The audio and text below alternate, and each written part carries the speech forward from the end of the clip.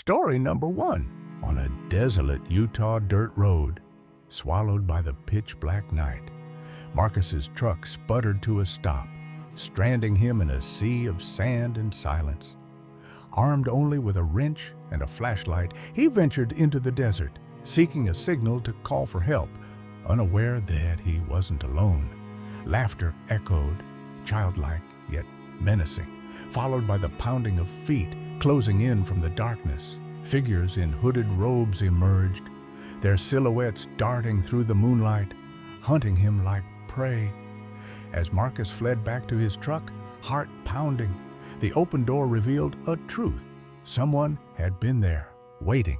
The desert, vast and unforgiving, held secrets that wanted him found, its shadows alive with intent he couldn't escape. The night pressed in, each sound a threat that tightened his chest. Marcus's every step was a gamble, the unseen pursuers too close, their purpose unknown but heavy with menace. The truck, his only salvation, stood vulnerable, its open door a silhouette warning of intrusion.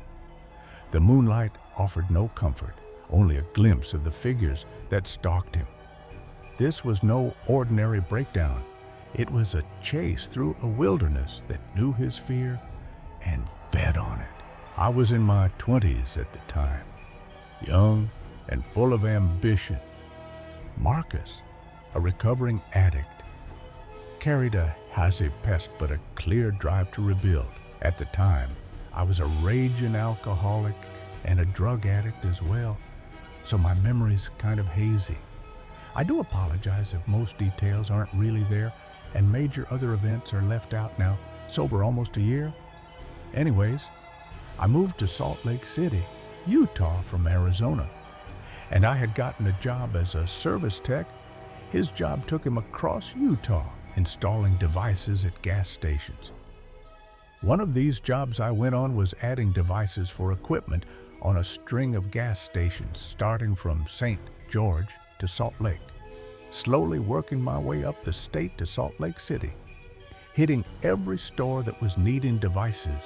I cannot remember exactly where I was for the life of me, but I do know that it was somewhere between Richfield and another town, one of those small towns in between. After a late job, Marcus aimed for the next town to save time. I had finished a store late and wanted to get to the next town over so I could continue my work in the morning rather than drive 2 hours in the morning. Google Maps led him to a dirt road. An odd choice. As I'm driving down the highway, the Google Maps had told me to take this dirt road. It apparently led me to the town that I was working in next. Hesitant on why this was a route, I turned left into it in the end. The darkness was absolute. His high beams a frail shield, a long dirt road with really nothing around me, just pitch black darkness other than my high beams. Then his truck failed, stranding him. It was about 5 to 7 minutes into my drive that my truck makes a sputter. It was an old 2008 work truck.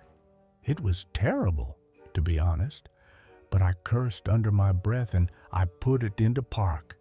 He checked the engine. Finding no obvious issue, I lifted the hood and nothing seemed wrong.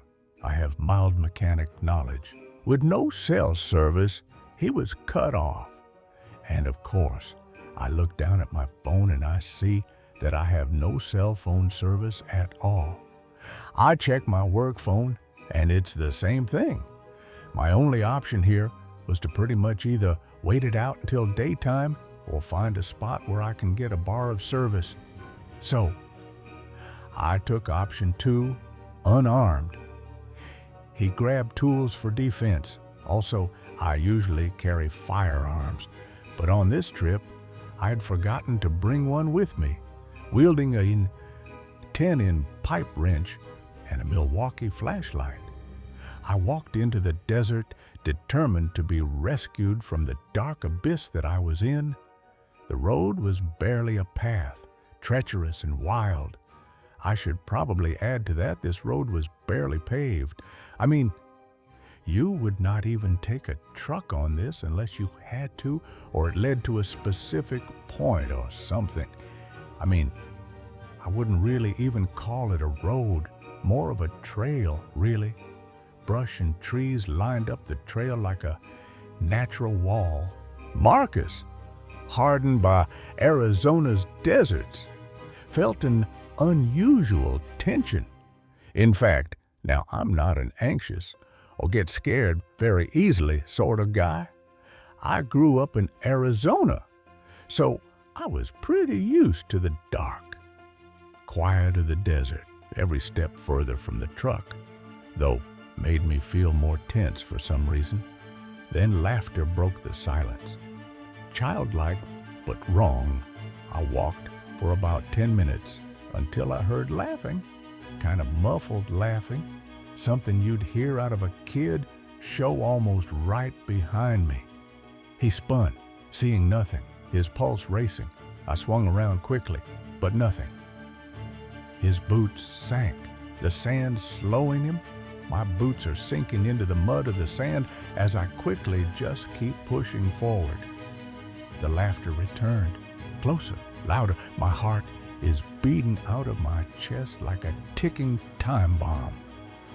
Now, when I hear it again, but closer this time, louder, like it was 4 or 5 feet from me, panic took over, and Marcus sprinted, eyes scanning for cover.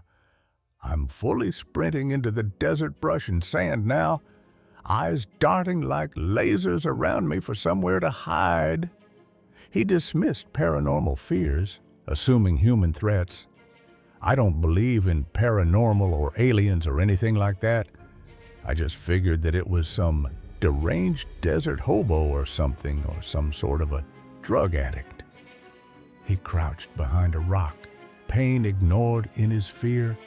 With adrenaline coursing through me, I hid behind a rock that was nearby, crouched down on my right knee. It was hurting because of all the rocks on the ground, but I didn't care. I knew that I needed to hide at this stage.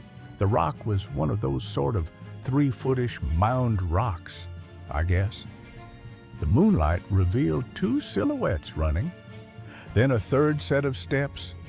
The moon was shining bright so I could see some things, and as I'm scanning the desert, I see a silhouette of 2 people running.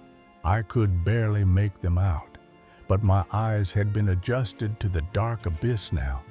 I forgot to mention 2.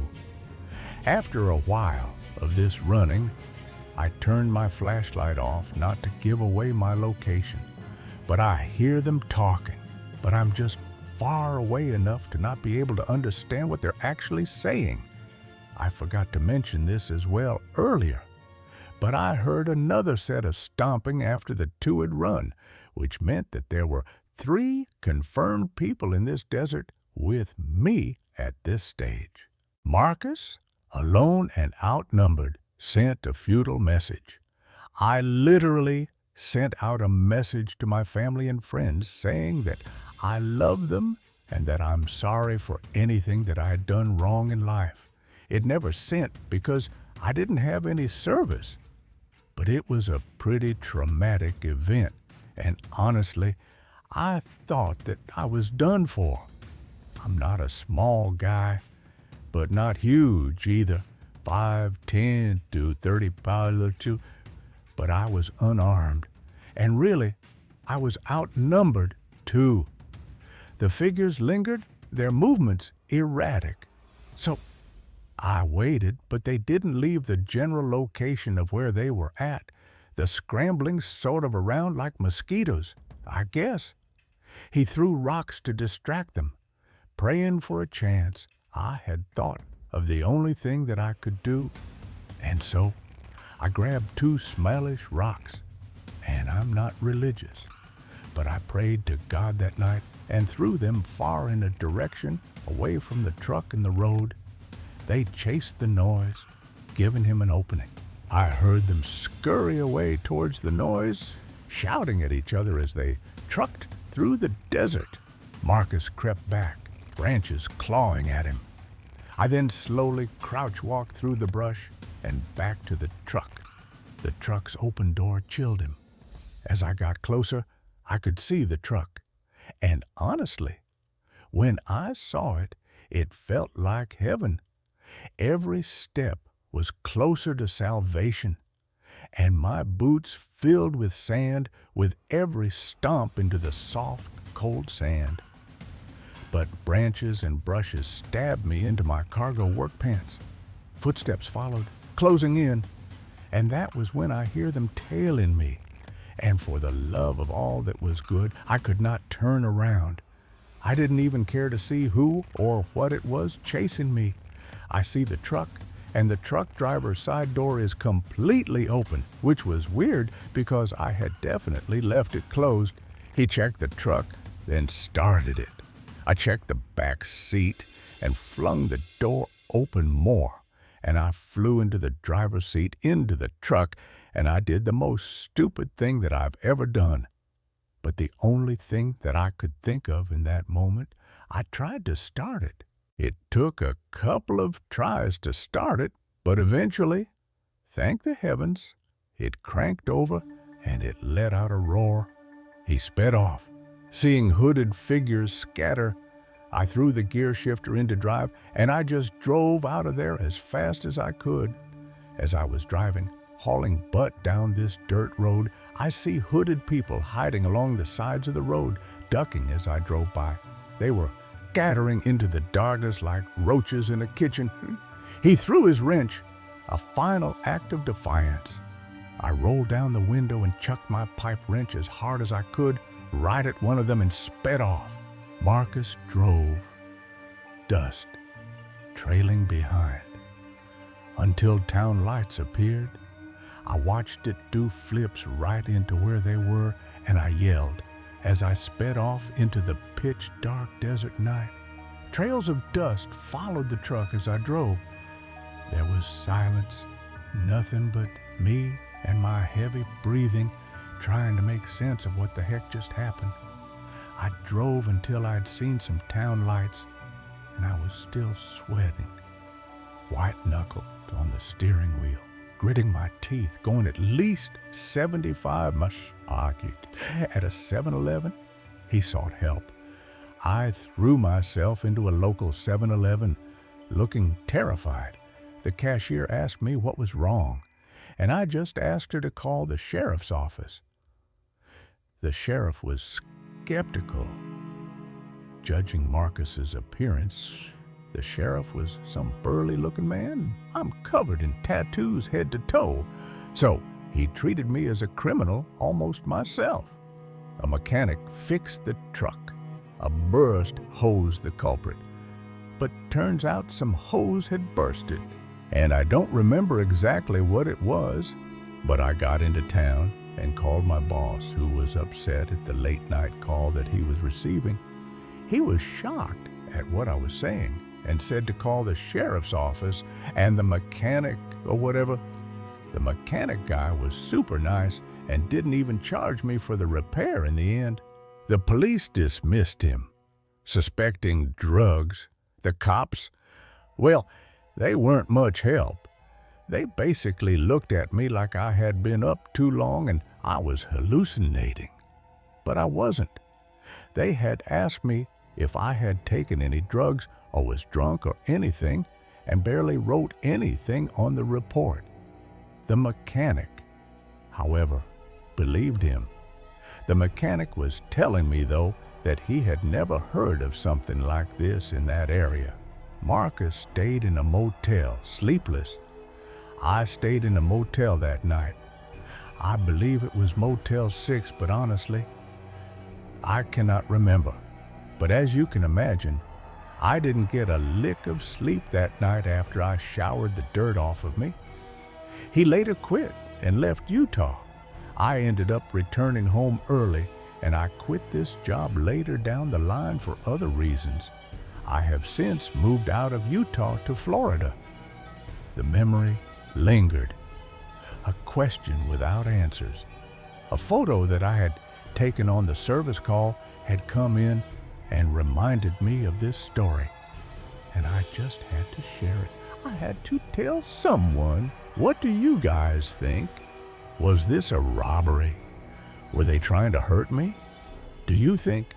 Did they see the work truck and say, "Oh, expensive tools and copper"? Because, honestly, I have no idea what that was. I mean, who's out there in the middle of nowhere like that as a group in black robes? And what the heck are they doing out there? Story number 2. The old music building stood like a relic. Its musty halls and endless corridors, a maze of shadows near the Canadian woods. For Sophie, a music student staying over the summer, it was her sanctuary, a place to practice late into the night without fear. But one night, as her notes echoed in the converted woodshop, a presence stirred beyond the locked doors. Someone was watching, their gaze piercing through a forgotten hole in the wall, turning her safe haven into a trap. The building was ancient, its creaking floors and dusty stairwells steeped in decades of use.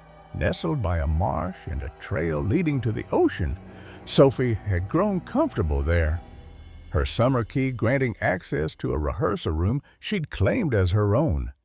She'd play until the early hours, the silence of the empty halls a perfect backdrop for her music. I never once felt uneasy while spending time alone in the building, whether during the day or at night, but the quiet was deceptive, hiding something that waited in the dark. Her practice space, once a wood shop for theater students, was a large room with 2 entrances, a double door to the common area and a secure percussion room door. Both were locked, isolating her in a cocoon of sound, or so she thought. It used to be a wood shop for theater students, and there are 2 ways in, through a main large double door that leads into the common area, a fire exit, a main auditorium, and a theater. And the other entrance is through the percussion room door, which is then secured by another door, which basically means that when I'm in there, I'm locked in from both ends. That night, the air felt heavier, the building silence more like a held breath. Sophie was winding down, packing her sheet music, when a door creaked open in the hallway. She paused, assuming it was another summer student, but the sound lingered, unsettling. Now, the other night, while I was practicing, I heard a door open from out in the hallway and just assumed it was another one of the 5-ish students who were also staying over the summer. Earlier, a fellow student had knocked, announcing themselves, a friendly check-in. One of them even came and knocked and announced themselves, just wanting to say hello, knowing that I was in that big room rehearsing because I had a lamp on. But this was different. No greeting, just footsteps, deliberate and close. She froze, listening. As the steps grew louder near the double door, I'm sitting down near the large double door, and I can hear footsteps on the other side. A hole in the wall, once an exhaust vent, was covered by a thin plastic sheet she'd placed there while cleaning. There is a sort of hole in the wall too, probably 1.5 meter square dish, where I assume an exhaust vent used to be installed to remove sawdust and all that when the theater students would be building props. And while cleaning the room and turning it into my rehearsal space, I put a sort of thin piece of plastic over this hole. Then she saw it, a figure bent down, peering through the hole, their eyes catching the lamplight before vanishing. Now, as I'm sitting in the chair, continuing to quietly listen, staring at the door, I literally see someone bend down and look into the hole into the practice room at me, and then quickly straightened back up and out of sight. The figure wore brown with dark hair, but no student matched that description, and security always announced themselves. So I barely saw who it was, but they were wearing brown and had black hair. No other student matches that description, and security would not do that. Sophie's voice trembled as she called out, "Hello, who's that?" I nervously just asked, "Hello, who's that?" And nobody answered. Silence answered, thick and heavy, her skin prickling with goosebumps. I felt so creeped out and spooked that I just sort of sat there in absolute silence, waiting for a sound or someone to be like, "Oh, hey, it's just me. I'm messing around with you." But nothing. She sat paralyzed for 10 minutes, the building's quiet now a threat, watching her. Finally, she heard footsteps retreating, the crunch of jeans and a jacket fading toward the front. After maybe 5 or 10 more minutes, I could hear the sound of someone walking away towards the front of the building, like the sound of jeans rubbing together as they were walking, and a jacket and all that. She grabbed her things, leaving most behind, and fled through the fire exit. Well, I packed up quickly, leaving most of my music stuff up, and just exited through the main door and out of the fire exit as fast as I could. Her 5-minute walk home was a blur, her eyes darting over her shoulder, expecting the figure to follow. Luckily, I lived like 5 minutes away, but I was checking over my shoulder to make sure that nobody was following me the entire time. Sophie's mind raced. Who was it? Not a student, not security, but someone sneaking in the open summer halls, perhaps a thief or worse. Whoever that was, it freaked me out. And I know all the music students who are studying over the summer, and they for sure would have said hi or something. At least security would have kicked me out 100% as well. And my only worry is that it was someone doing sneaky stuff or trying to steal something from the school, or maybe something worse than that. The building's open doors invited anyone, and she feared they'd been watching, waiting. The main doors are open all day and over the summer as well. Anybody can just walk into the theater and wander around for a bit. The music hall, once her refuge, was now a place of dread, its shadows hiding secrets she couldn't face alone. Story number 3. The Tampa night was still, but in one apartment, the darkness held a presence that didn't sleep.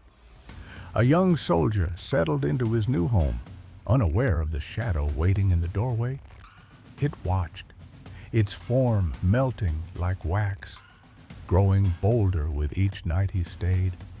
Its touch was real, its breath hot, leaving marks that no dream could explain. For Marcus, this wasn't just a home. It was a battleground with something he couldn't fight. Marcus, a 24-year-old military man in Tampa, Florida, shared an apartment with a fellow soldier until deployment forced them to break the lease. He moved into a solo apartment, not his first time living alone. The place felt off, though not cheap, and with a year left in his contract, he stayed despite discomfort. The air was heavy, the silence too thick, as if the walls held a grudge. Sleep paralysis struck, a new experience that freaked him out. It grew frequent, almost nightly, leaving him frozen. Seeing a dark figure in his bedroom doorway, its melting form staring, as if dripping away. A doctor explained it as stress-induced sleep paralysis, and Marcus believed him as it matched his symptoms. But the explanation felt hollow. the figure too real to dismiss. Things worsened. He felt something dragging him off the bed at night, unable to move or speak. When he snapped out of it, he was back in his usual sleeping position, as if nothing happened. The room seemed to pulse, the darkness alive with intent. One night, he was physically pulled between the bed and T'Pol, feeling a hand grip his forearm, wide awake, not paralyzed. His heart raced, the touch cold and deliberate, no dream could claim it. The final incident drove him out, weeks before his lease ended. Asleep on his stomach, he woke paralyzed, feeling watched, with pressure on his back, like something sat there, breathing on his neck. A searing pain across his back broke the paralysis, revealing 3 long, claw-like scratch marks not there before. He fled the apartment, staying with friends or co-workers until his enlistment ended, only returning to grab his belongings. The scratches burned, a mark of something that wanted him gone. Marcus told a fellow soldier, a grizzled sergeant who'd seen strange things overseas. "Some places hold on to pain," he said, "and they don't let go." He shared stories of bases where shadows moved, leaving marks on those who stayed too long. Marcus's skin prickled, recalling the figure's gaze, its breath too close. He researched the apartment's history, finding it was built on land once used as a makeshift hospital during a NEAT 20s outbreak. Records spoke of patients who died in agony, their unrest tied to the site. Marcus avoided sleeping alone for months, the memory of that weight haunting him. Some nights, he felt a pressure on his back, checking for scratches that weren't there. Marcus never returned to that apartment, even after leaving the military. The doorway's shadow lingered in his dreams, its melting form etched in his mind. He spoke to a neighbor, an elderly woman who'd lived nearby for decades. "That building's cursed," she whispered. "Folks see things, feel things." She mentioned a tenant who fled after waking with unexplained bruises, blaming a watcher in the dark. Marcus pictured the figure, its dripping shape, and wondered if it still waited. A library archive revealed more, a fire in the old hospital, trapping patients whose screams echoed in reports. Their pain seemed to seep into the walls, marking those who lived there. Marcus moved far away, but the fear followed in new homes. He checks doorways at night, half expecting that melting gaze, its breath hot on his neck, ready to pull him back into the dark. Story number 4. The rural night was quiet, but danger hid in its shadows. 2 teenage girls stood by a shuttered ice cream shop, their hearts racing under a flickering bulb, waiting for a deal that promised fun but delivered fear. 3 men in black, faces masked, emerged from the dark, their intentions far from a simple trade, their words turned sinister, their presence a threat that pressed against the girls' courage. This wasn't a deal, it was a hunt, and they were the prey. The swamp behind the shop, cold and murky, became their only hope, its depths a refuge from the menace closing in. The men's demands weren't about money, they wanted more, something the girls couldn't give. Their laughter cut through the silence, a chilling promise of harm as they stood, towering and unyielding. The girls' plan for a carefree night crumbled, replaced by a desperate need to escape. They ran, the night swallowing their footsteps, but the men followed, relentless, their shadows stretching across the empty lot. Could they outrun predators who knew the dark better than they did? The neighborhood, familiar and safe, was now a maze with no clear exit. The swamp loomed ahead, its reeds a tangled shield. The girls plunged in, mud clinging to their legs, water rising to their waists as they pushed deeper.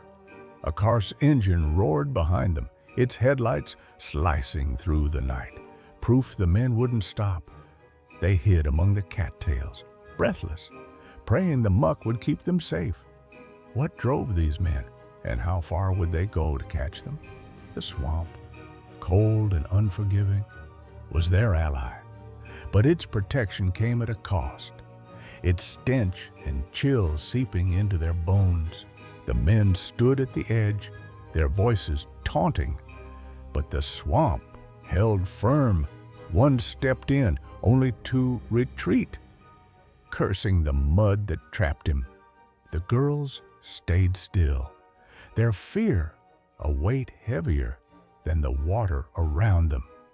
The car's engine faded, the men's threats growing distant. But the girls waited, hearts pounding, unsure if the danger was truly gone. How do you trust the night after it betrays you? The swamp had saved them, but its darkness. The darkness left a mark, a reminder of a night that could have ended in tragedy. They crawled out, shivering, the swamp's grip reluctant to let go. The neighborhood's quiet streets, once home, now felt like a battlefield, every shadow a threat. The girls escaped, but the memory of those men, their masks, their words, clung to them like the mud. They'd survived, but the cost was high, a lesson in trust and danger that would never fade. Some nights change you forever, and the night in the swamp was one of them. In 2010, Emma and her best friend Katie, both sneaky kids with an amazing family unaware of their weed habit, lived in a small Michigan town where everyone knew everyone. Marijuana was still pretty illegal, making it hard to find. Fearing their parents more than the police, they avoided letting their habit get back to them. On the last day of school before summer, they planned to get weed and smoke in Katie's cool treehouse. Katie's usual hookup was out, but she found a new dealer through a friend of a friend. Emma, a shy kid, trusted Katie's past success in scoring weed. That night, Katie's phone pinged with the dealer's meeting time, 11 p.m. at the ice cream shop, which closed at 8 p.m. Had no cameras and was near their rural neighborhood, a 10-minute walk away. The neighborhood had small houses, nice yards, and a big swamp behind. They reached the ice cream shop before 11 o'clock, bringing $20 for the weed and $10 for delivery. Waiting by the front windows in a dimly lit lot with one flickering bulb. At 11 o'clock, no vehicles arrived, but a shuffling sound came from around the building. A man in all black with a ski mask asked, "Are you Katie?" She said, "Yeah." He signaled, and 2 more masked men, twice their size, appeared. They stayed, thinking they could handle the deal and wanted the weed. Ignoring red flags, Katie, wary, asked, "Do you have our weed?" The men laughed, demanding payment first. Katie offered $30, but they said, "We'll need more," suggesting the girls let the men take a good look and making crude remarks about their virginity. Emma and Katie, realizing the danger, ran around the opposite side of the building with 2 men chasing and the 3rd missing. They sprinted into the neighborhood, avoiding home to keep the men from knowing where they lived. Gaining distance, Emma pulled Katie down a side road, hiding behind a vehicle in a driveway. She explained they couldn't go home because the men now had a car. The car stalked the side road as they cried, catching their breath, heading for the swamp, hoping the men couldn't drive through it. As adults, Emma would have sought help at a house or called 911, but they feared parental grounding more than the men. Crossing a yard to reach the swamp, the car sped toward them. They sprinted into the swamp, sinking knee-deep, then swimming in 5 feet of water through cattails and reeds. The car stopped, and the 3 men jumped out. The girls crawled through muck, hiding in foliage, praying the men wouldn't follow. One man stepped into the swamp, sank. Story number 5. The mountain trail twisted through the forest, its silence broken only by the crunch of gravel underfoot. Lena and her girlfriend, Sarah, pounded the path, their breaths syncing with the rhythm of their run. We trail run, and it's sort of become our thing, really.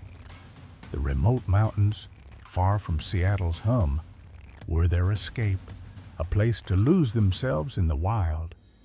We found a trailhead that was up towards the mountains, about 2 hours away from Seattle, pretty remote. The air was sharp, the trees looming, their branches clawing at the sky.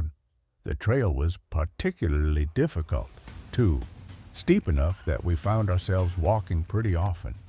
Each step was a battle, the incline relentless, but the solitude was worth it, or so they thought. The forest watched, its quiet too deep, too still. In retrospect, we probably should have been surprised by what we saw next. A chill crept into the air, the kind that settles in the bones, uninvited.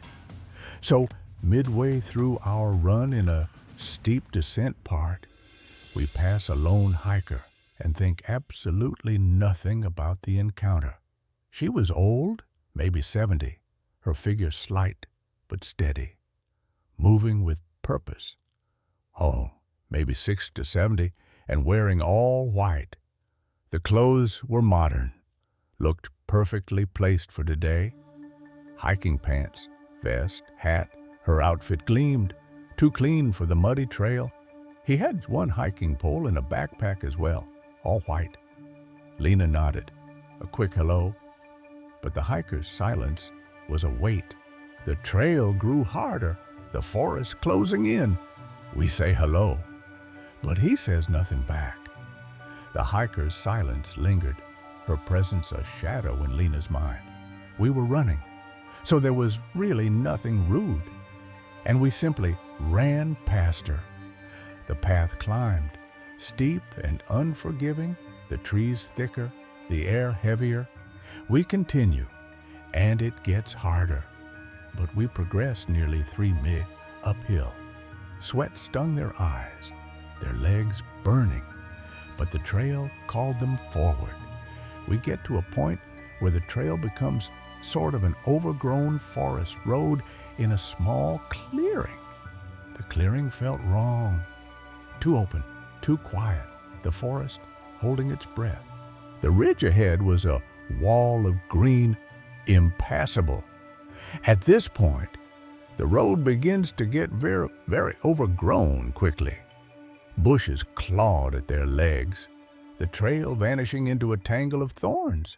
So, we crested a small ridge, and suddenly we see a hiker.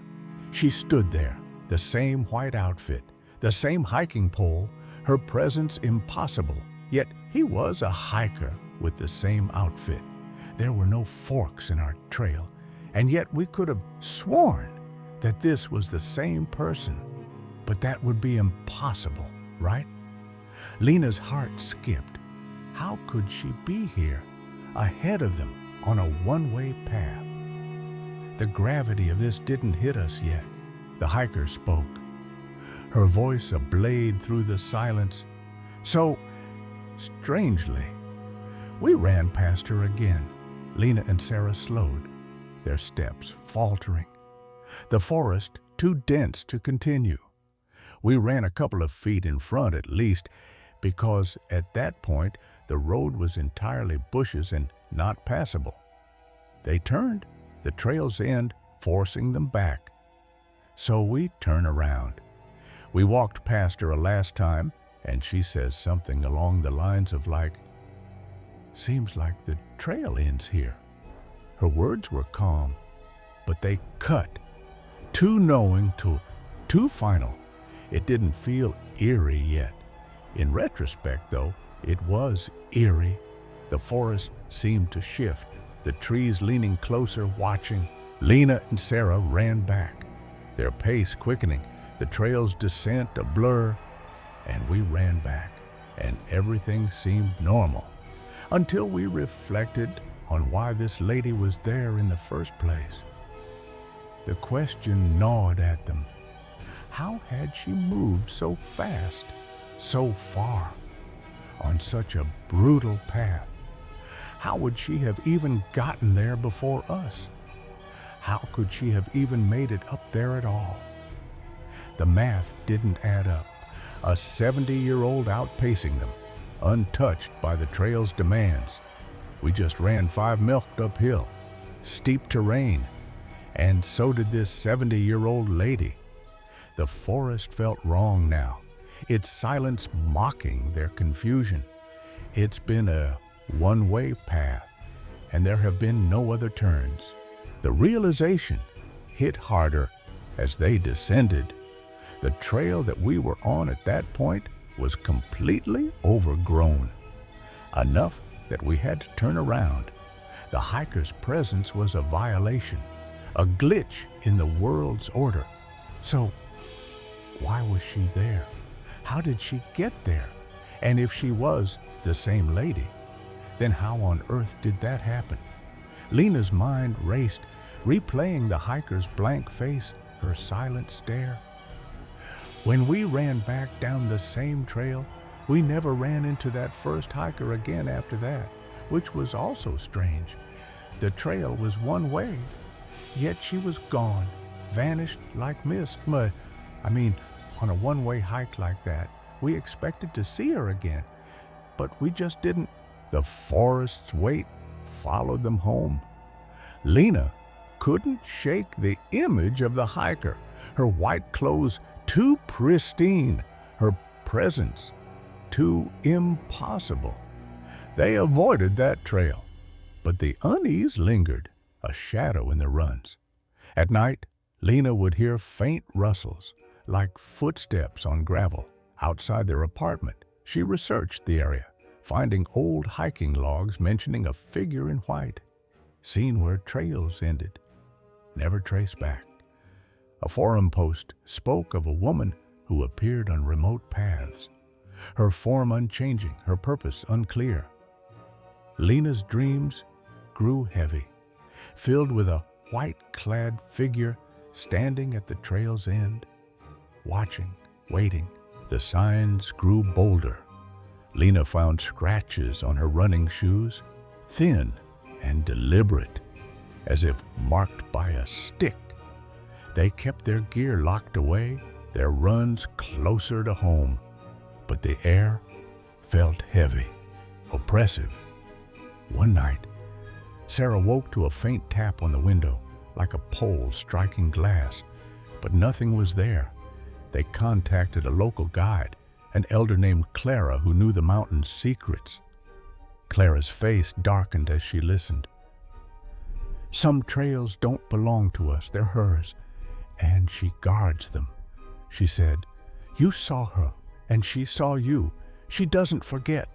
Clara offered a ritual, salt, sage, a chant to appease the guardian, but it meant returning to the trail, facing her again. Lena hesitated, the memory of that figure too raw.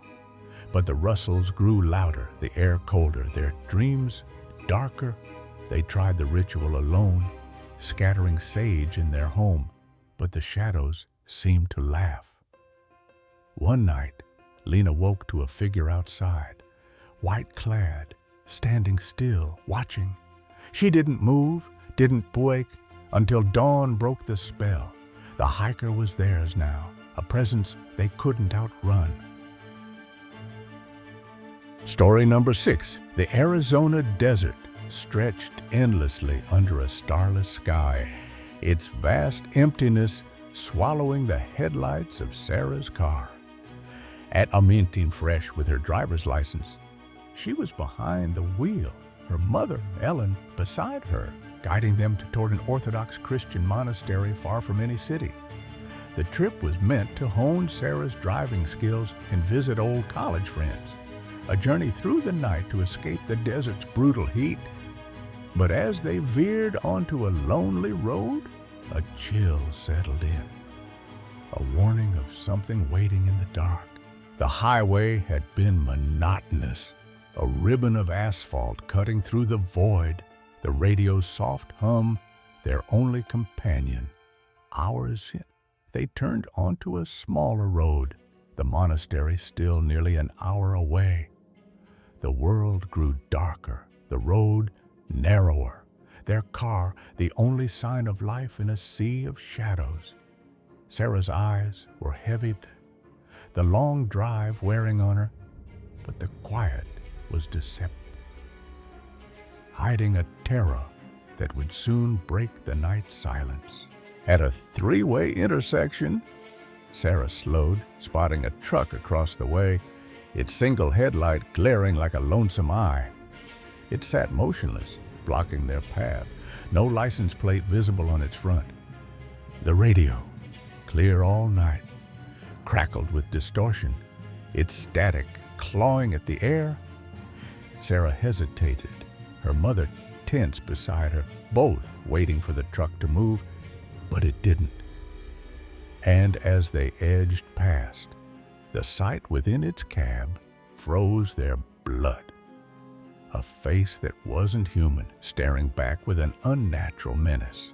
The driver's face was a nightmare, its eyes mere hollow sockets, black and bottomless, set in a skull stretched beyond reason. Its neck was unnaturally deep, its mouth a gaping, inky void, as if screaming without sound.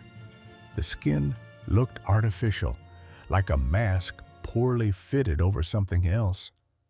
Something wrong. A wave of cold swept through the car, a primal dread that screamed of evil. Sarah's foot slammed the gas, the car lurching forward, her heart pounding as the desert blurred past. The truck's image burned into her mind.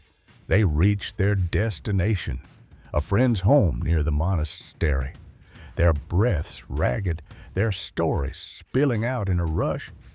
The friends listened, their faces grave, offering only a cryptic warning. The desert held strange things at night, best left ignored. The encounter lingered a shadow over Sarah's thoughts, its memory chilling her to the core. She'd never seen anything like it before or since. But the hollow face remained, a haunting reminder of a night when the desert revealed a terror beyond comprehension. Let me just say, before I begin, that I'm really not one to believe in ghost stories. But this is by far the scariest thing that I've ever experienced. Sarah had always been skeptical, her mind grounded in the practical. I'm originally from Southern California, and my mother wanted to visit an Orthodox Christian monastery in the Arizona desert. The trip was a chance to practice driving, a bonding moment with her mother. We were going to stay with her friends that she'd known since, like college, who owned a property close to the monastery. For most of the drive, it's very uneventful and just driving on highways. The journey was long, the night heavy around them. Eventually, we branch off from the main road down a smaller road that leads to the community by the church. The road grew isolated, the darkness thicker. We were the only car on the road that we could see, and it was very dark out there. We stopped at a three-way intersection because there was a truck on the other side that looked like it needed to turn. That would have had the right of way, but it was stopped completely with one headlight on and the other off. The truck's stillness was eerie, its single light unsettling. The first thing that was weird that happened, though, was that the radio in our car that was on suddenly began to become very distorted right before getting to this intersection, despite the fact that it had been perfectly clear at every point up until now. I noticed also that the truck had no front license plate. The details piled up, each one wrong, and when I drove beyond that truck, I saw the most horrifying thing that I have ever seen. The person in the driver's seat, they had no eyes, just black hollow sockets, and their facial proportions were completely wrong. The face was a grotesque mockery of humanity. Their neck was really elongated, and their mouth was open, which was also completely black, while all the way down to a level that would not be possible for a normal human. It was honestly like it was screaming. Its skin looked fake, too, like it was wearing a human mask of sorts.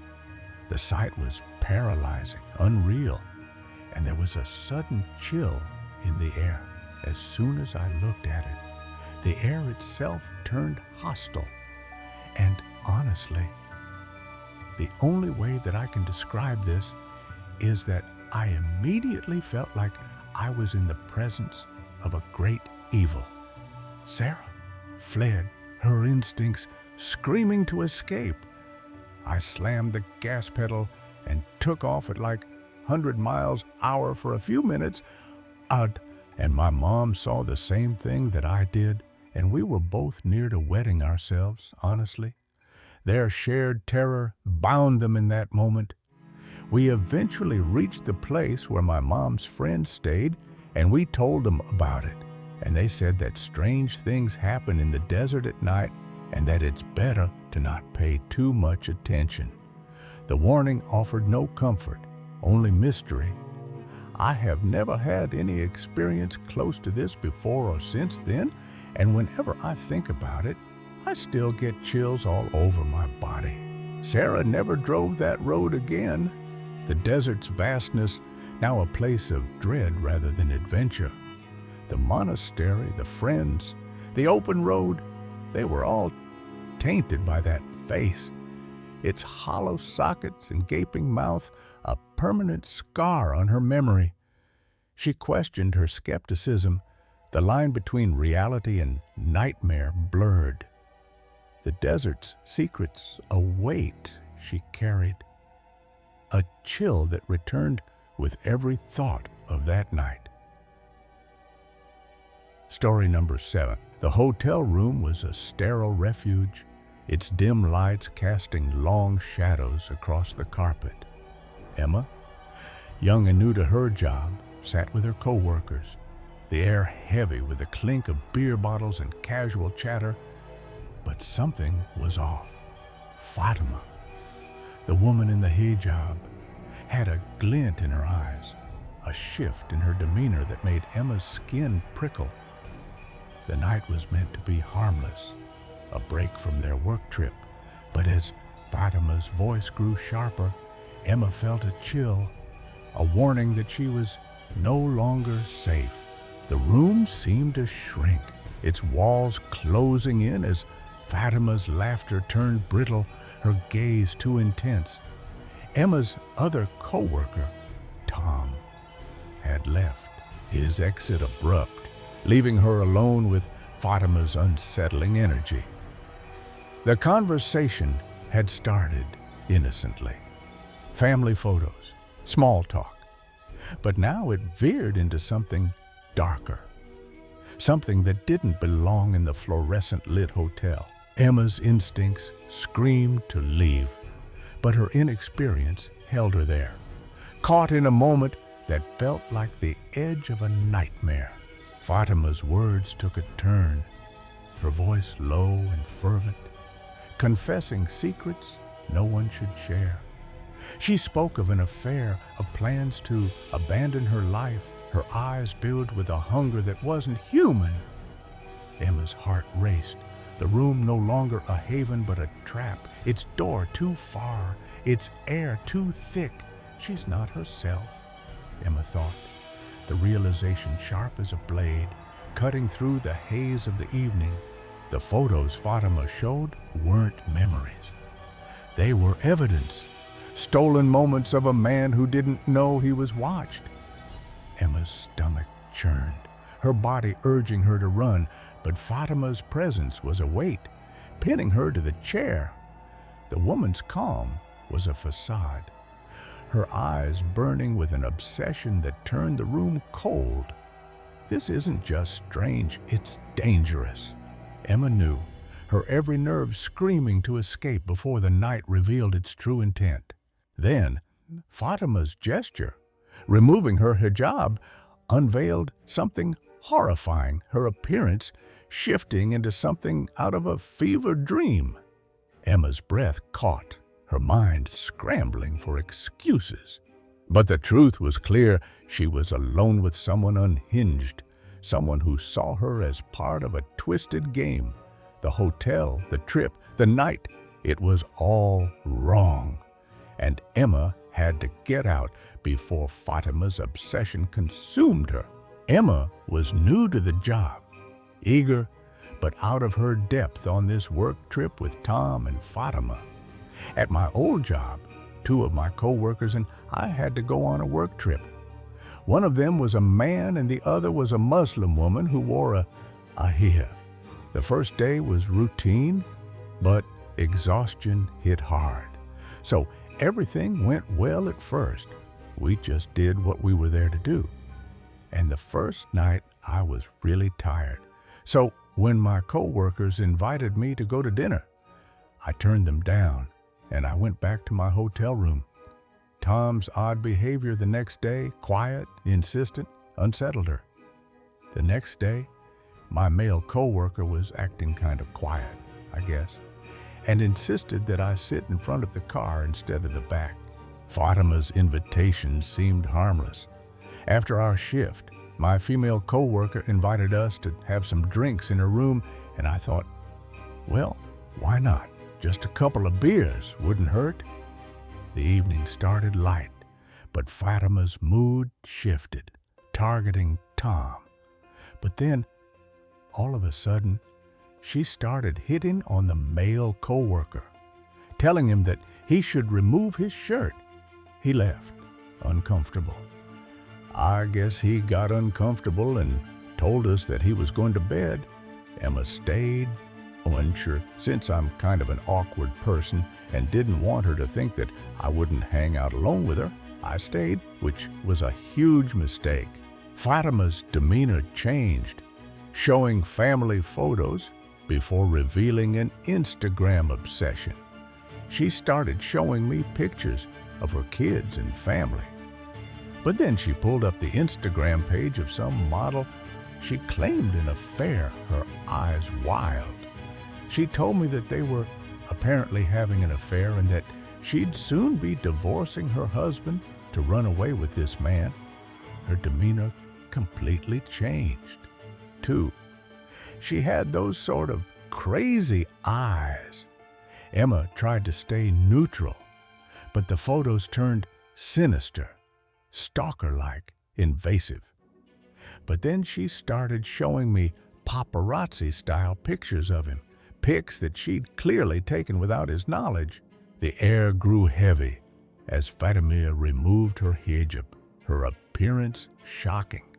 She had this weird look in her eyes, and then out of nowhere she took off her hijab, and she only had a few strands of hair, lots of bald spots, like something out of a horror movie almost. Emma's fear spiked, her instincts screaming danger. You know that feeling when something is just wrong? Like you know that you're in danger and you need to get out. She fled, citing tiredness. So, I told her that I was getting kinda tired and I should probably get some sleep, and I stood up to leave. Fatima's response was chillingly flat. She just said, "Okay," in this sort of weird, flat tone. The next day, Fatima acted normal, but Tom confirmed her unsettling advances. The next day, She acted completely normal. I later talked to a male co-worker and asked him why he had seemed so tense after being alone with her, and he just said that she made a move on him apparently, and it was a bit weird. Emma's trust in her gut grew stronger the night a lesson in danger, hidden behind a familiar face. Honestly, though, she seemed like some sort of a weird stalker.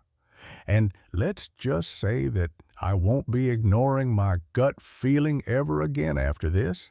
The hotel room lingered in Emma's mind, its memory a warning. Fatima's obsession wasn't just personal, it was predatory.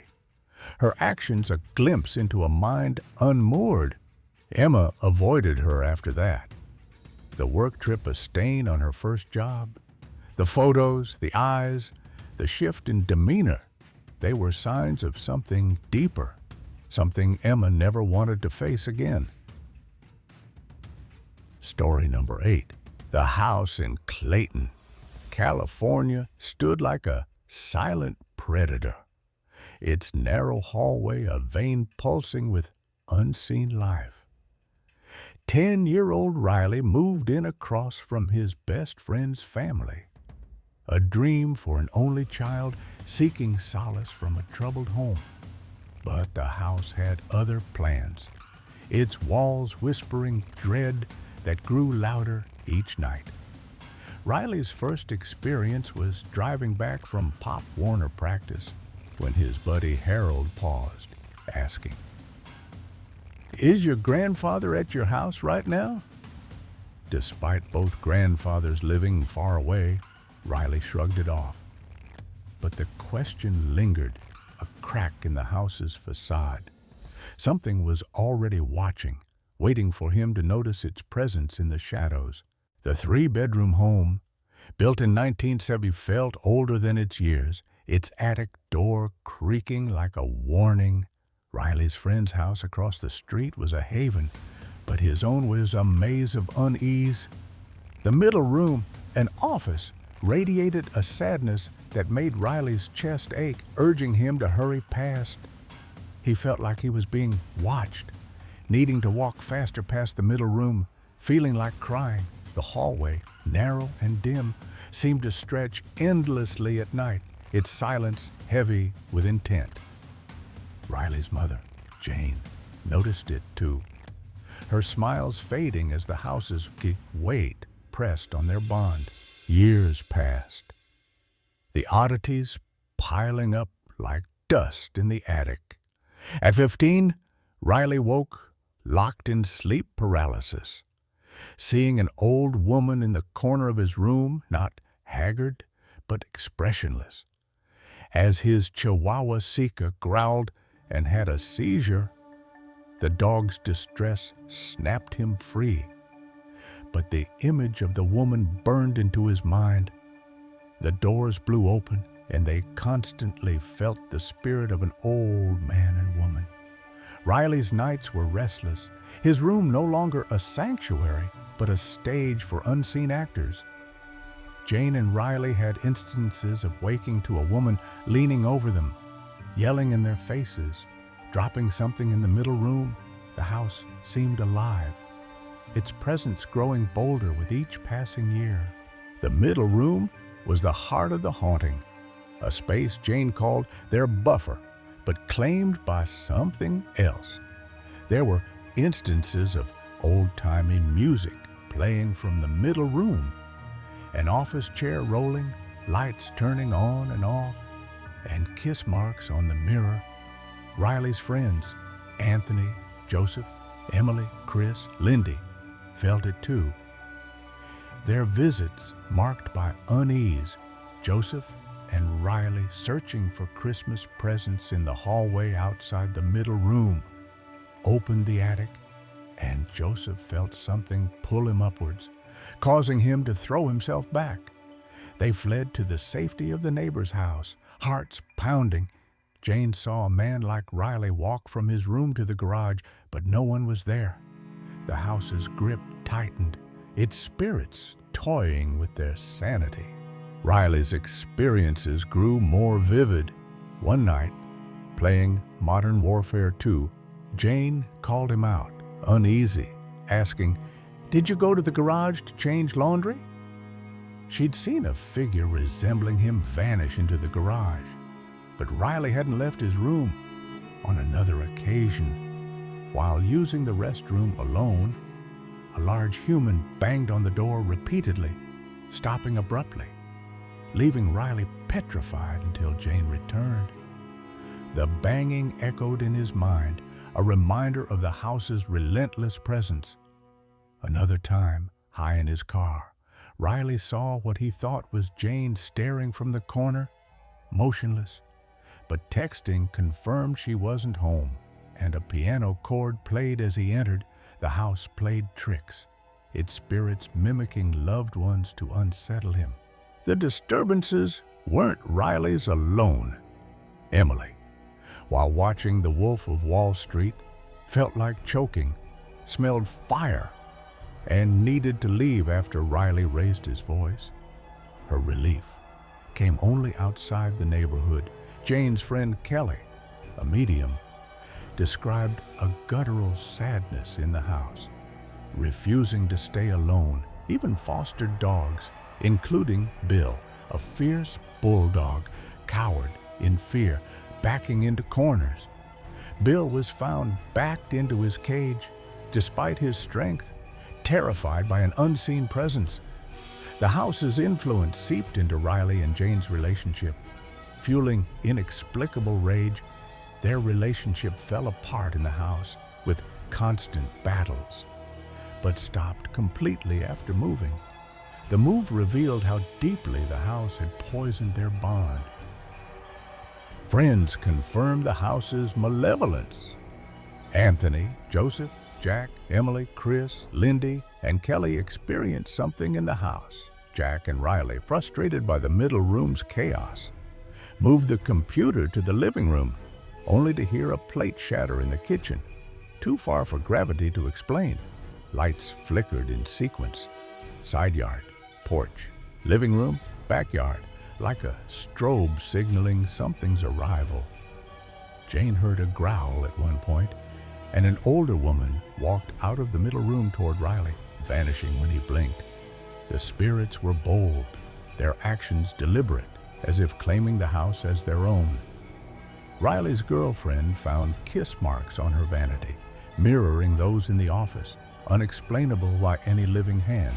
The house's history offered no clear answers, but whispers of Clayton's haunted land lingered.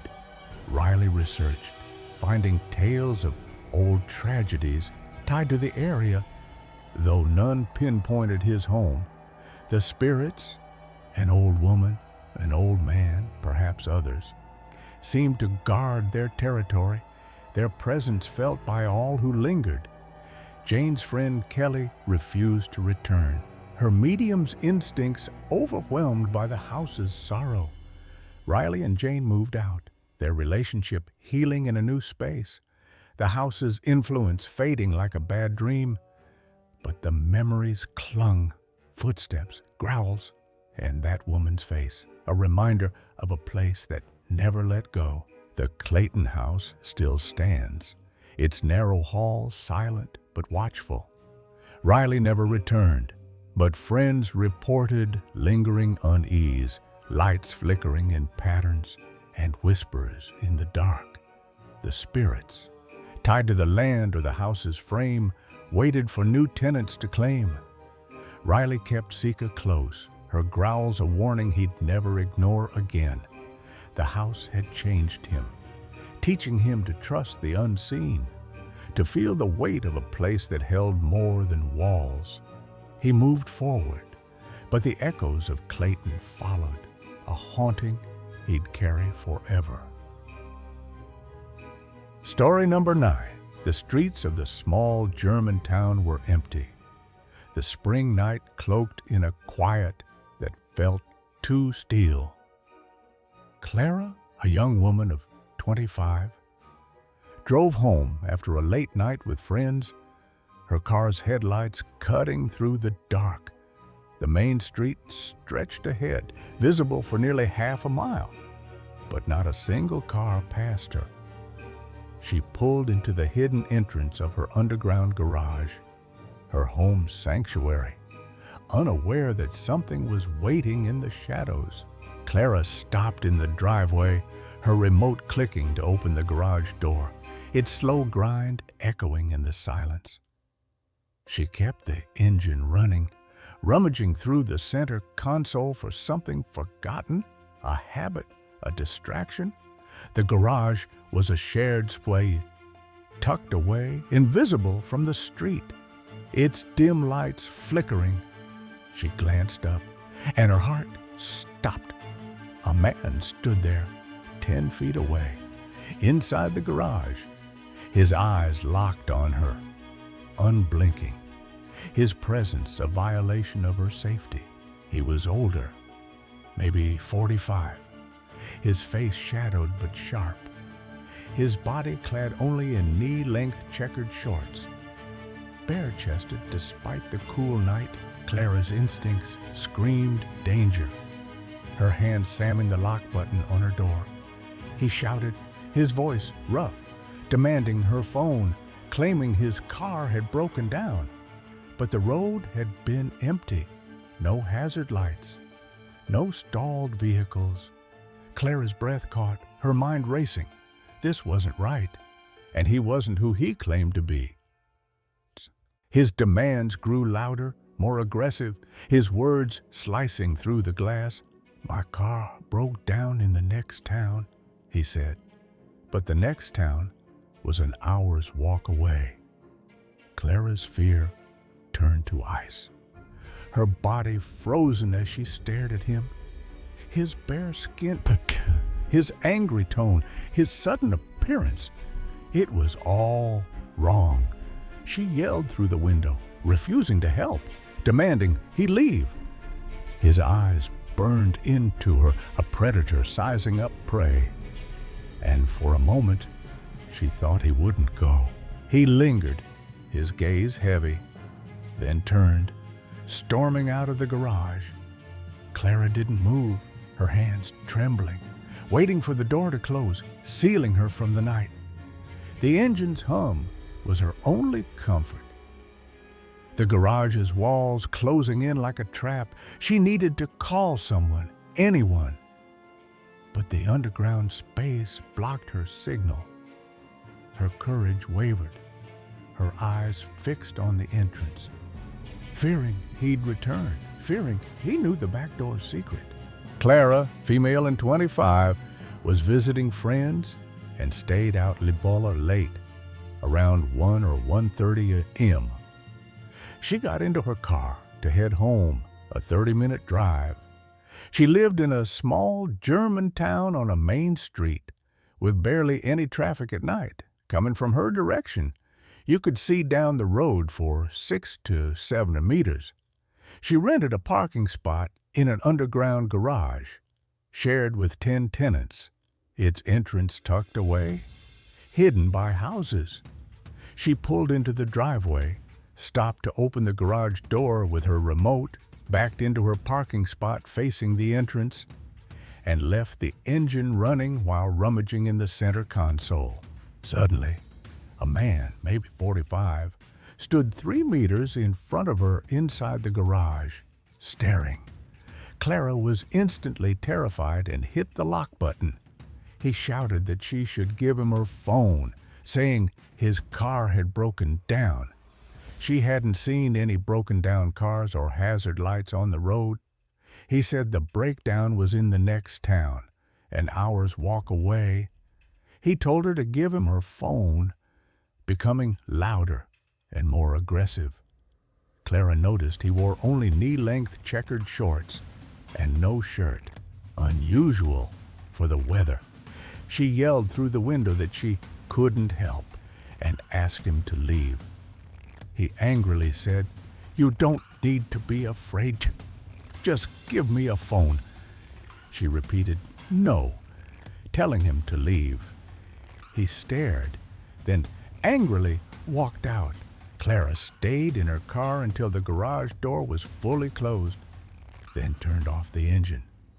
There was no reception in the garage to call a friend. She grabbed her keys, sprinted to the apartment hallway door, which sometimes jams, but didn't that night.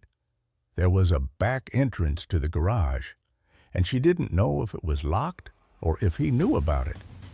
She ran to her ground floor apartment, its windows shielded by a hedge but reachable from the street. She blocked everything, shut the blinds, and sat for minutes before calling a friend. She debated calling the police but didn't, thinking they had more urgent matters. She realized that was a mistake. Clara's heart didn't slow until she was locked inside her apartment, the blinds drawn. The phone pressed to her ear as she told her friend everything. Her voice shook, recounting the man's eyes, his bare chest, his lies. Her friend urged her to call the police, but Clara hesitated, unsure if she'd overreacted. He hadn't touched her, hadn't broken in, but his presence was a violation, a crack in her sense of safety. She checked the windows, the hedge outside a flimsy shield, fearing he was still out there. The next day, Clara asked neighbors about the man. No one had seen him, but one mentioned a stranger lingering near the street weeks before, shirtless, watching cars. The garage's back door, she learned, was often left unlocked, a fact that chilled her. She reported it to the landlord, who promised to fix it. But the damage was done. Clara's routine changed. She parked only in daylight, waited for the garage door to close, her keys clutched like a weapon. She researched the town, digging into local forums. Similar stories surfaced. Women followed, men appearing in quiet places, demanding phones or help. Some called them scams, others something darker. Clara didn't know what to believe, but the man's face haunted her, his aggressive tone replaying in her dreams. She installed a camera in the garage, its feed a constant check, but it never caught him. He was gone. But the fear wasn't.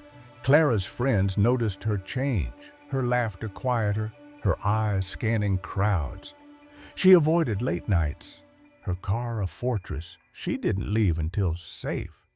The town, once charming, felt exposed, its empty streets a threat.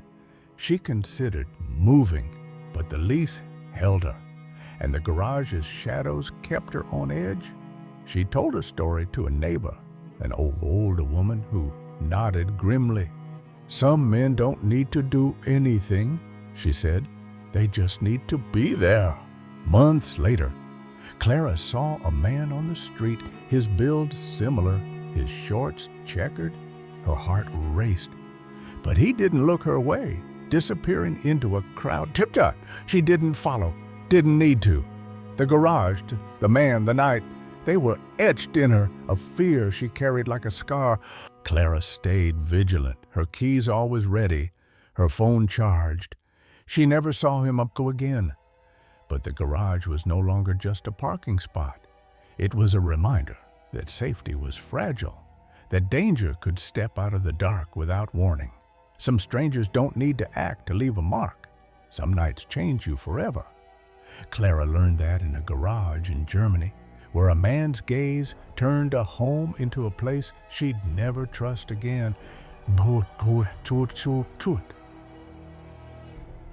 Story number 10.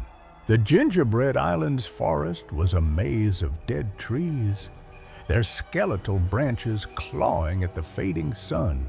Lena and her friend, drawn to the quiet of the Bahamas Trail, walked the narrow path, unaware of the faint scratches forming in the sand behind them. Too precise to be natural, a chill settled, not from the breeze, but from something deeper, a presence that pressed against Lena's mind. Her heart sank, a primal dread surging without reason, stronger than any fear she'd known, even diving among sharks. The air grew heavy, the ground trembling faintly, as if the island itself was stirring. The scratches in the sand pulsed, glowing dimly, forming patterns that seemed to whisper her name, urging her to look closer. At the clearing's edge, a creature crouched, its black eyes locking onto hers. It wasn't just watching, it knew her, its gaze pulling at her thoughts, inviting her to stay.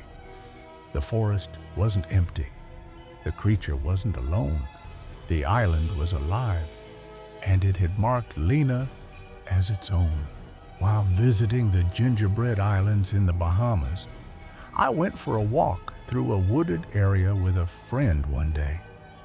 The path was a narrow, winding road lined with sparse, dead trees and dry brush.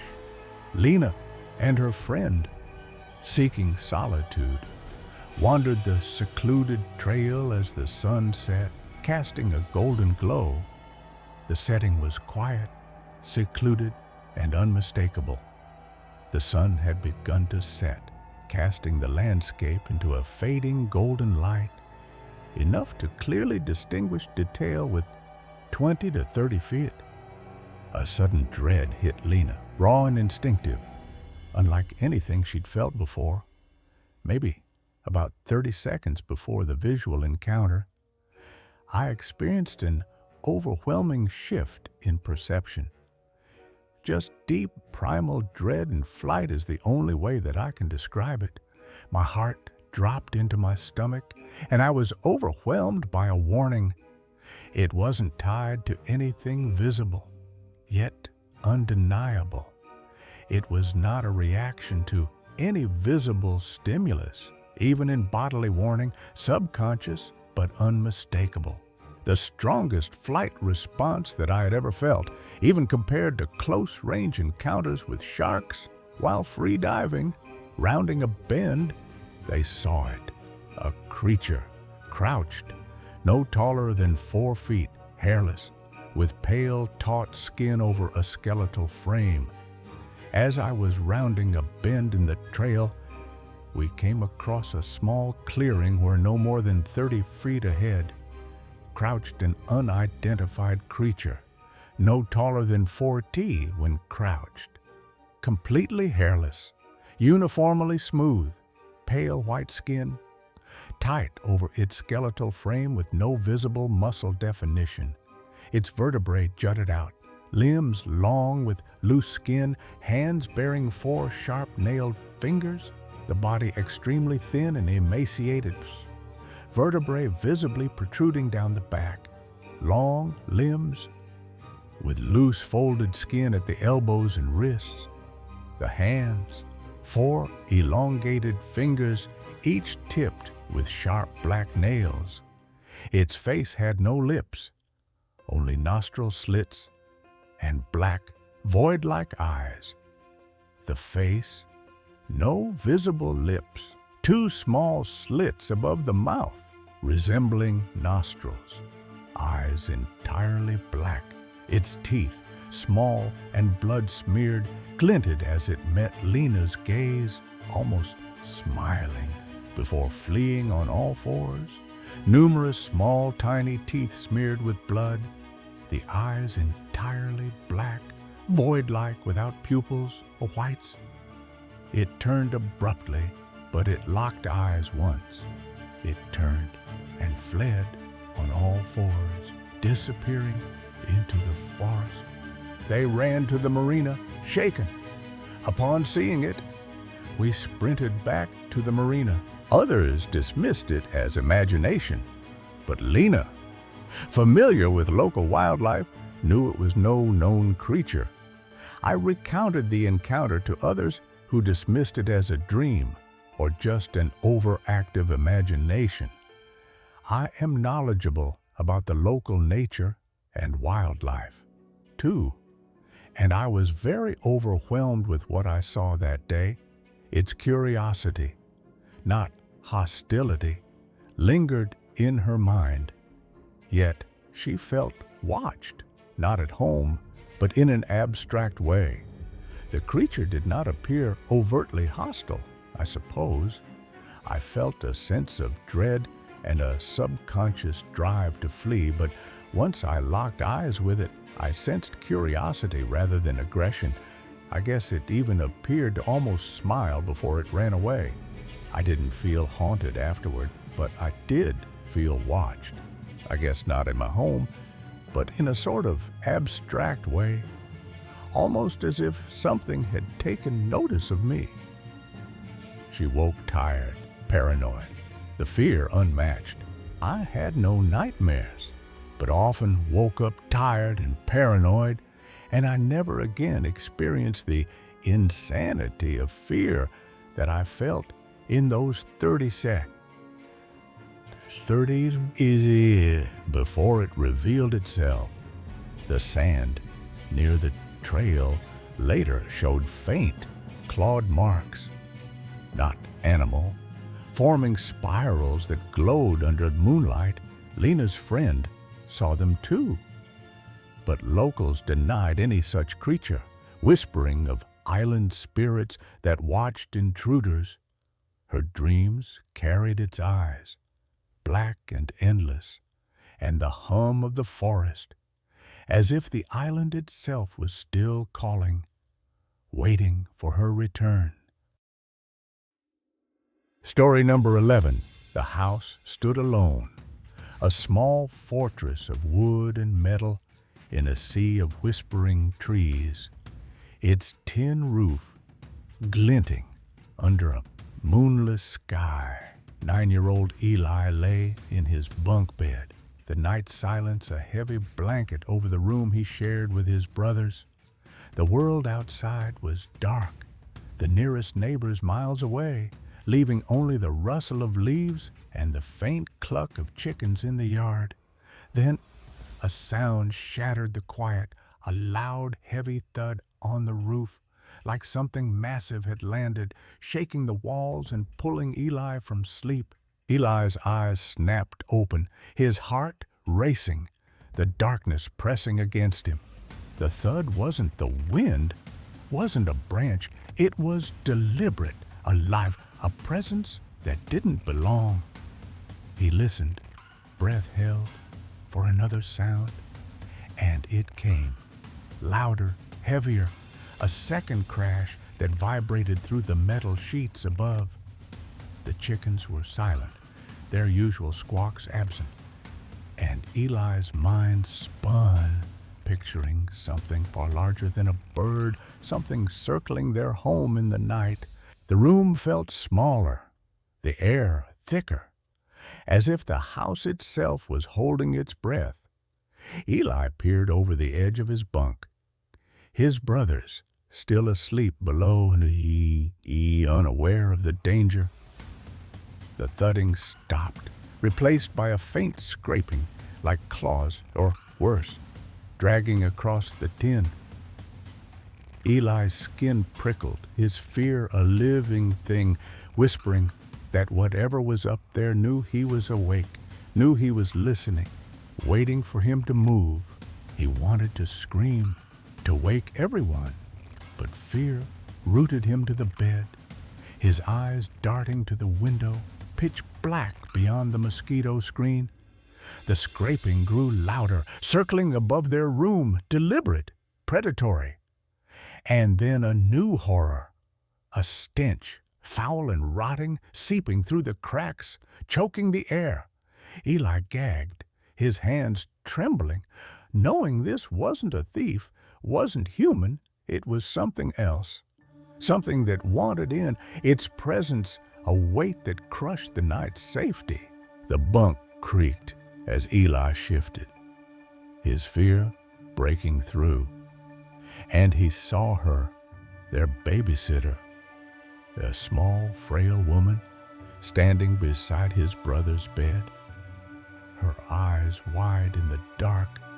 Eli's whisper was a plea, his voice barely audible, and her reply was a command to stay silent. The house was no longer theirs, its walls a cage, the thing on the roof a hunter circling its prey. and Eli knew the night was far from over. One night when we were all sleeping, I suddenly got woken by a loud thud on our roof. The roof is made up of metal sheets. The sound was sharp, unmistakable, a jolt that ripped through the quiet. Also, I should probably mention too that the neighbors, they're not really present at this time. Pretty much we're always alone in that area, and it's mostly trees surrounding our home. Two, the isolation was a constant. The woods, a wall that hid them from the world. My first thought was that it must have been one of our chickens. Usually our chickens fly on our roof if something startled them at night. But then, as soon as I heard the next thud, I knew that it was something big, like at least human-sized. The sound was too heavy, too deliberate, nothing like the skitter of chicken claws. Also, I know the distinct sound of the chicken claws when they walk on the roof like that. You can clearly hear that it's a chicken, but this was different, a weight that shook the house. But by this time, I was already a bit terrified. I was thinking at that time that maybe someone was trying to rob us. My first thought was to wake up everyone. Two, so I looked down my bunk bed and was planning on going down when I saw my babysitter already standing beside my brother's bed, which was under me, and I whispered, "Did you hear that as well?" And she replied, "Yes." "Be quiet." Eli climbed down, his legs shaking, standing beside the babysitter, her small frame no match for whatever was above. Our babysitter was a small lady, almost same height as me. In fact, when I was 10, thin. The thought of facing a threat with just her, an elderly woman, and his brothers was paralyzing. They listened, the footsteps circling above, heavy, deliberate, pacing the roof over their room.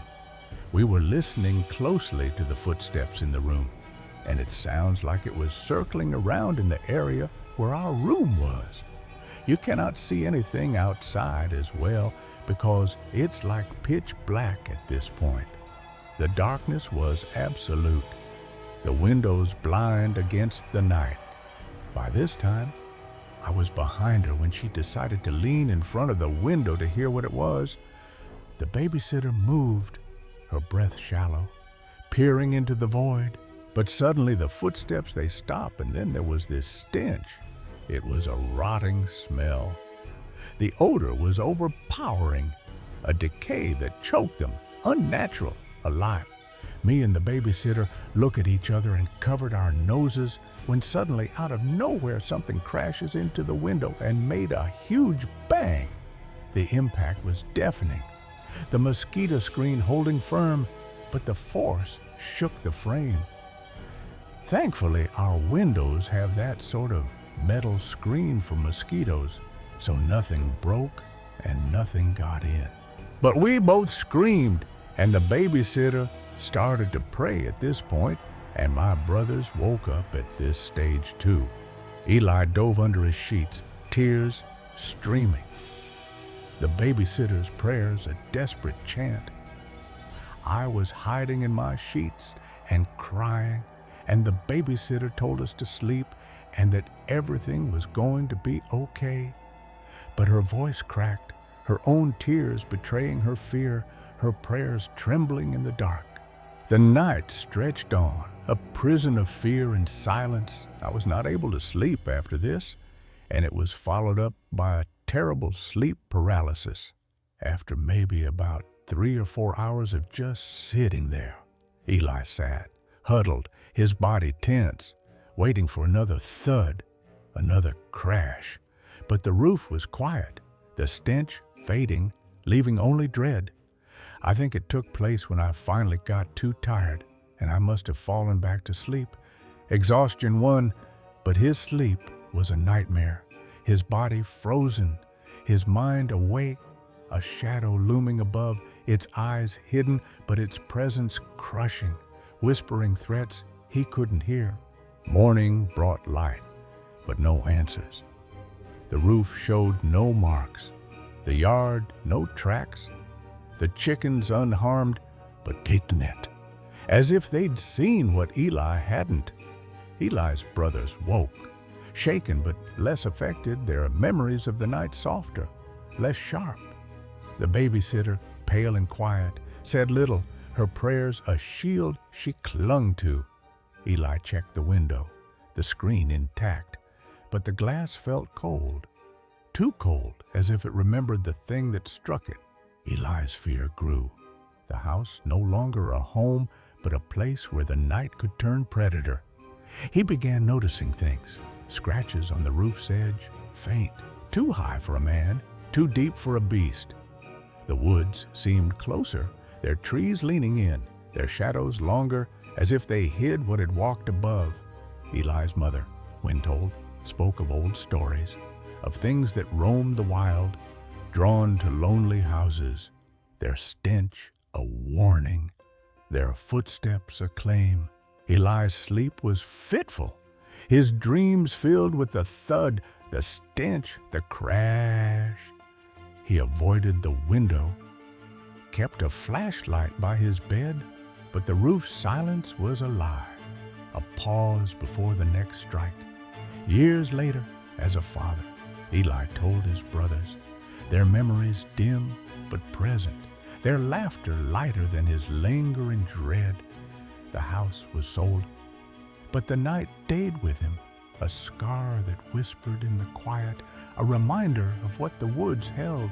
Eli researched the area, finding tales of creatures in the wild, not animal, not human, their eyes unseen but their presence known. The stench, the thud, the crash, they were signs, warnings from something that didn't forgive trespass. He prayed, as the babysitter had, but the fear was a weight, a shadow that followed him, its footsteps echoing on a roof he'd never see again. Eli lived on, but the night was part of him, its terror a thud that never faded. Story number 12.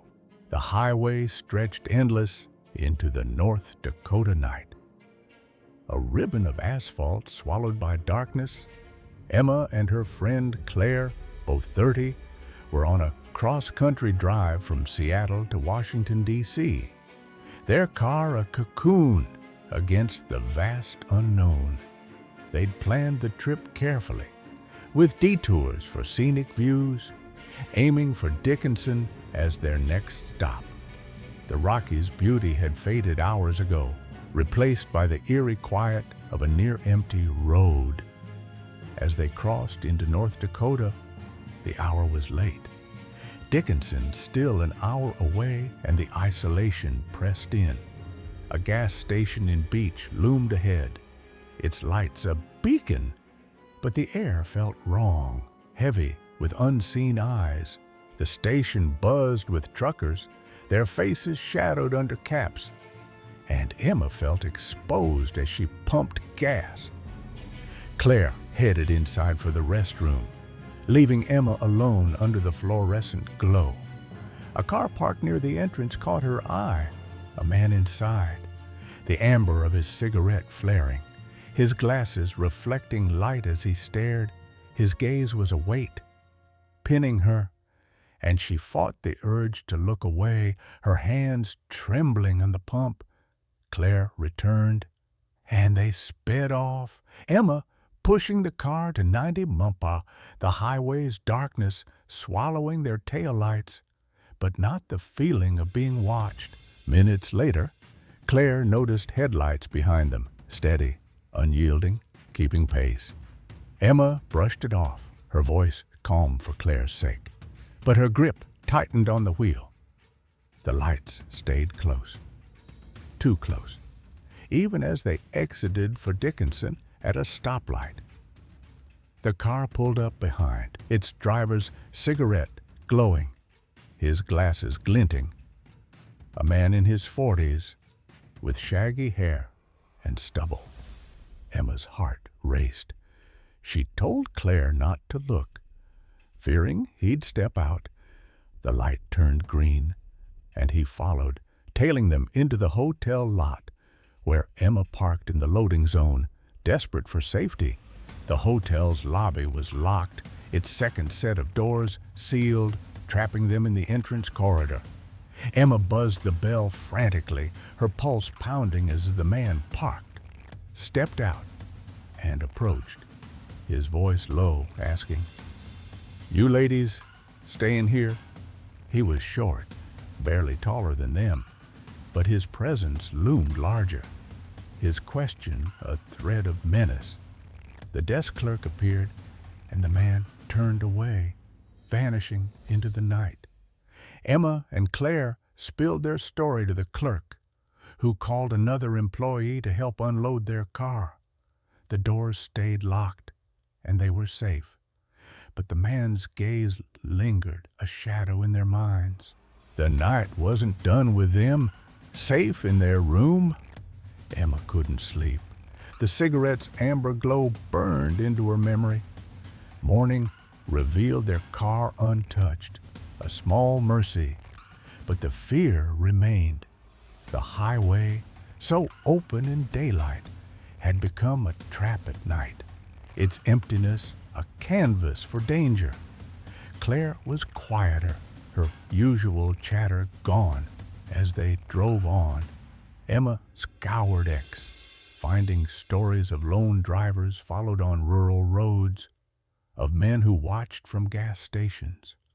One post mentioned a watcher in North Dakota, a figure who trailed travelers, asking questions that led nowhere. The man's face, ordinary yet chilling, haunted her. His intent unclear but undeniable. Dickinson was just a stop, but it changed them. Emma avoided night driving, filling gas in daylight, her trust in strangers broken. The hotel clerk's kindness was a lifeline, but it couldn't erase the hour of dread. Claire admitted to nightmares, seeing glasses glint in the dark, though she laughed it off.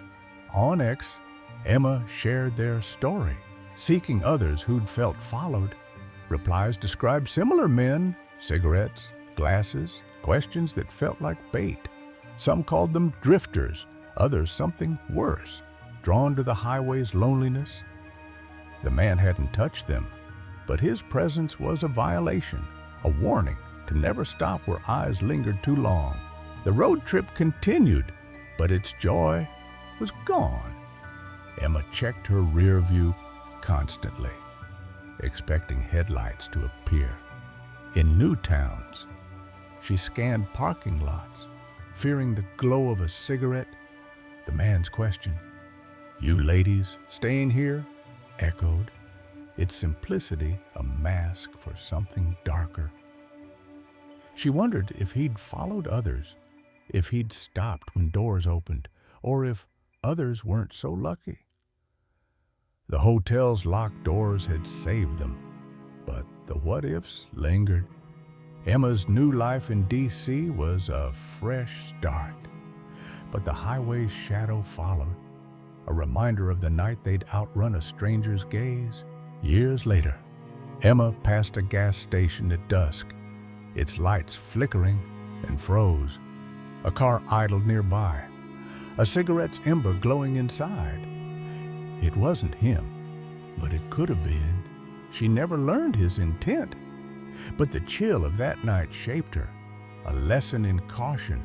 On X, users shared tales of near misses, of men who followed without reason, their motives lost to the dark. The highway was vast, but its emptiness was a trap, one Emma had escaped. She dove on, daylight her ally, the rear view a constant check for eyes that watched too long, for a man who'd never explain why he followed. Story number 13. The Target store was bright, but its aisles hid a danger cloaked in friendliness.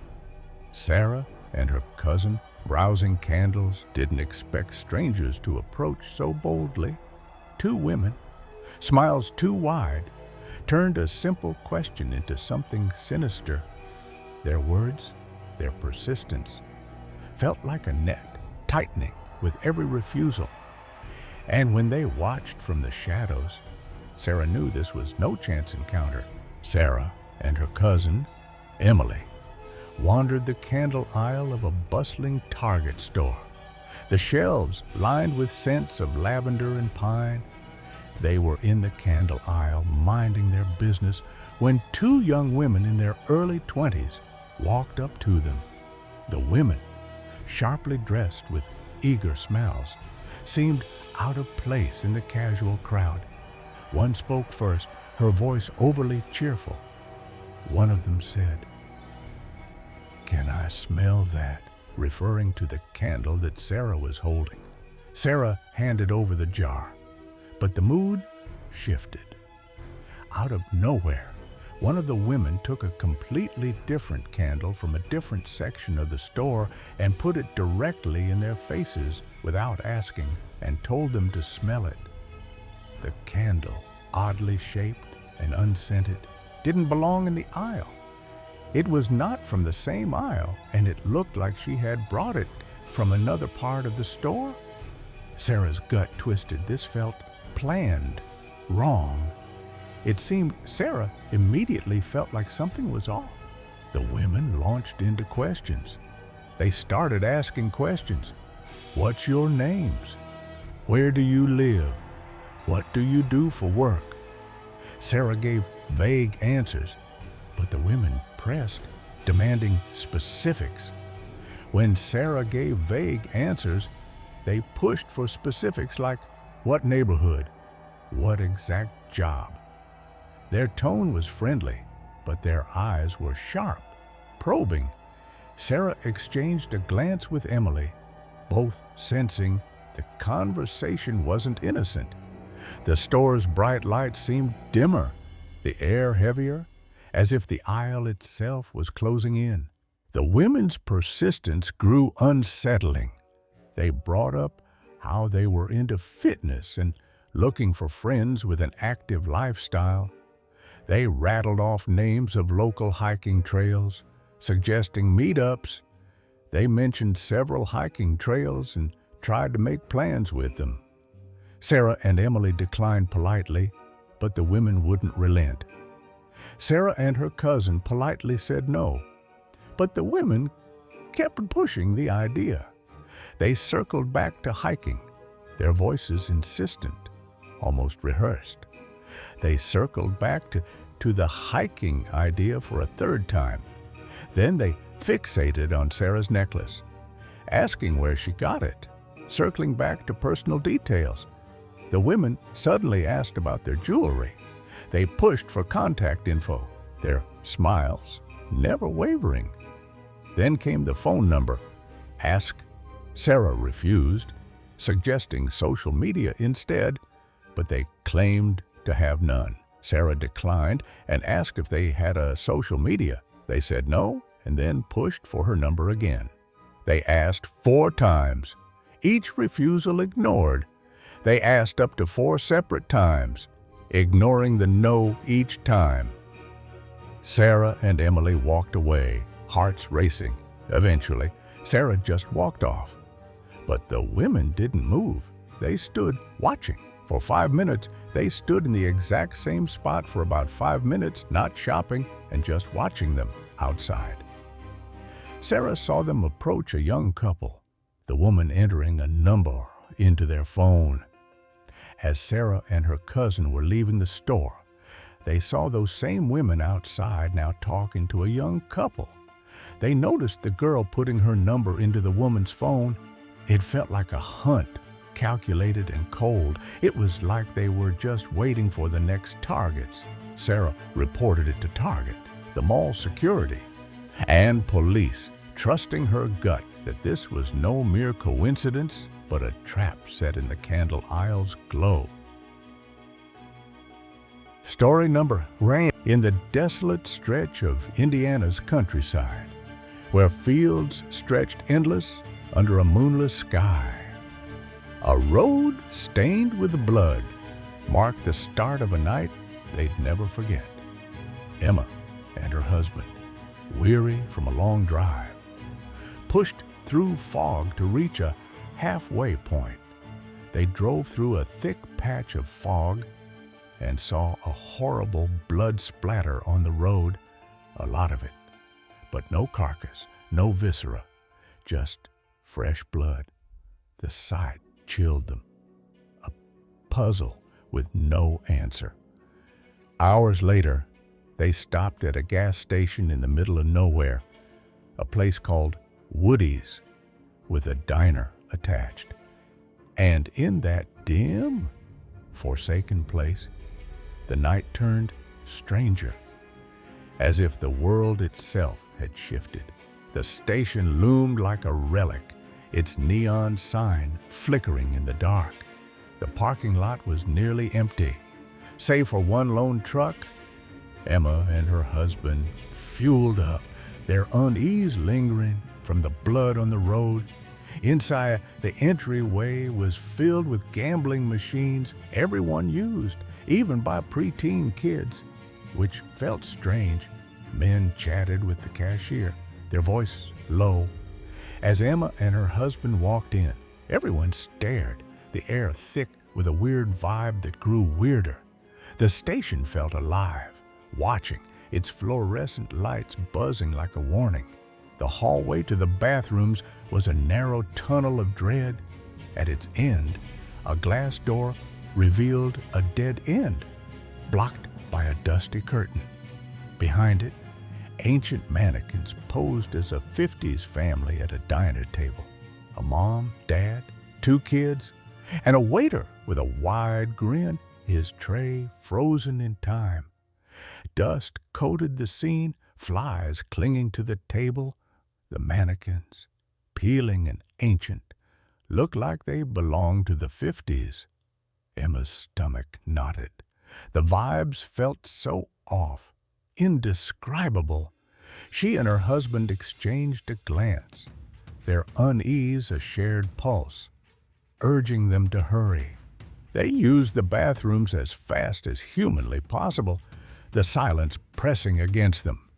But when they emerged, the gas station was completely empty. The gamblers, the kids, the cashier, all Yeteteo had vanished in minutes. No cars had left. The lone truck still sat outside. The station was a void, its machines silent, its air heavier than before. Emma and her husband speed-walked to their car, the night feeling wrong, like they'd brushed against something they shouldn't have. They drove off, hearts racing, the station's emptiness a shadow that clung to them. The road to Ohio stretched on, but the night's strangeness didn't fade. Emma replayed the scene, the blood, the stares, the mannequins' frozen grins. The memory gave her chills, a feeling that stuck with them. The station, Woody's or whatever it was, felt like a trap, a place that wasn't meant for them. They checked maps later, but no such station appeared. The blood on the road, the empty lot, the vanished people, none of it made sense. Emma wondered if they'd stumbled into something beyond reason. A moment where the world's veil had slipped, the countryside held its secrets close. Emma and her husband settled in Maryland, but the station haunted their quiet moments. They avoided late-night drives. The memory of that fog and blood, too vivid. Locals in Indiana spoke of ghost towns, of places that appeared and vanished, but none named Woody's. The mannequins, with their peeling faces and dusty trays, felt like a warning, a scene staged for them alone. Emma kept their car's windows clean, as if to erase the night's stain, but the unease lingered, a question without an answer. Years later, the memory was a scar. Emma's husband. Practical as ever, still shivered recalling the empty station. They'd searched for explanations, tricks of exhaustion, a prank, but found nothing. The kids at the machines, the men, the cashier, where had they gone? The mannequins, blocking the diner's door, seemed to guard something, their grins too wide, too knowing. Emma avoided rural gas stations now, her heart racing at flickering nins. The night had been no threat, yet it felt like one. A brush with something that didn't belong in their world. The fields of Indiana stretched on, silent witnesses to countless nights. Emma heard whispers of other travelers, of stations that weren't there come morning. She kept a flashlight by her side now, a habit born from that darkness. The blood, the stairs, the mannequins, they were pieces of a puzzle she couldn't solve, a moment where Tempe and Place had been. The station was gone, but its weight remained, a reminder that some roads lead to places you're not meant to find. Story number 15. The night was ordinary, the hum of a movie fading as Alex drifted to sleep in their apartment. But the darkness shifted, a subtle twist in the air, like a seam splitting in reality. Alex's eyes snapped open, not to their bedroom, but to a cavernous void, cold and silent. They stood Druton, phone in hand, its flashlight beam cutting through dust and shadow. The walls were wrong, peeling paint, rusted fixtures, a faint echo of laughter long gone. This wasn't home. Chibba! Alex's heart pounded, their breath shallow in the stale air. The beam revealed a maze of overturned tables, plastic chairs scattered like bones. A faded sign hung crookedly. Pizza Palace, the abandoned restaurant on the town's edge. A place Alex had never entered, now held them captive. Their car keys dangled in their pocket, but the memory of driving here was gone, stolen, leaving only a blank void where hours should have been. They moved, their footsteps echoing too loudly. Each step a question with no answer. The air grew heavy, thick with a presence that wasn't human. Shadows danced at the edge of the light, not reflections but shapes, fleeting, watching. Alex's phone flickered, the flashlight dimming, then flaring, as if something was toying with it. The restaurant wasn't just empty, it was alive. A trap woven from lost time. A child's laugh echoed, sharp and wrong, from the old ball pit, its plastic orbs still and gray. Alex froze, the sound burrowing into their mind, not a memory, but a theft, a piece of someone else's past. The walls pulsed, the air humming with a rhythm that wasn't sound, but intent. Alex wasn't alone. They were chosen, pulled into this place by something that fed on the gaps in their mind. Alex stumbled toward an exit, the door rusted but yielding, spilling them into the dusk. Their car waited, keys in the ignition, as if they'd driven here willingly. The Pizza Palace loomed behind, its windows dark, but Alex felt it watching, waiting for them to return. The lost hours clung to them, a weight no logic could lift. They'd escaped, but the restaurant had marked them, its shadows whispering of time they'd never reclaim. Alex's life was routine, a rhythm of work and quiet nights in their apartment. They didn't know where else to share this, so that's why they're here. Something super weird happened, and they couldn't wrap their head around it. They hadn't told anyone because they didn't know what to make of it. The town was small, its edges dotted with relics of the past, including a pizza place on the outskirts that closed down years ago. It was a sketchy spot they never went to as a kid, Known for kids' play areas with ball pits and inflatables, the place was abandoned, and Alex had driven by it, joking with their roommate about checking it out, but never made plans to go in. Last night, Alex went to bed after watching a movie. That was the last thing they remembered, because the next thing they knew, they woke up with zero clue where they were. They were standing with their phone in hand, the flashlight turned on. The place was completely empty. The air was thick with dust, the floor littered with debris, broken chairs, faded menus, a deflated inflatable slide in the corner. The walls bore traces of old murals, smiling cartoon pizzas, now peeling and gray. Alex's heart raced as they recognized the place, the Pizza Palace, the abandoned building they'd never entered. Alex stumbled around until they found an exit. Stepping outside, they recognized the building as that pizza place. Their car was parked right in front, keys in the ignition, but they had no memory of going there or how they got in. The sky was tinged with dusk, the world too quiet, as if time had skipped. Their memories just skipped from last night to then. They drove home, the road familiar but alien, their mind grappling with the void where hours should have been.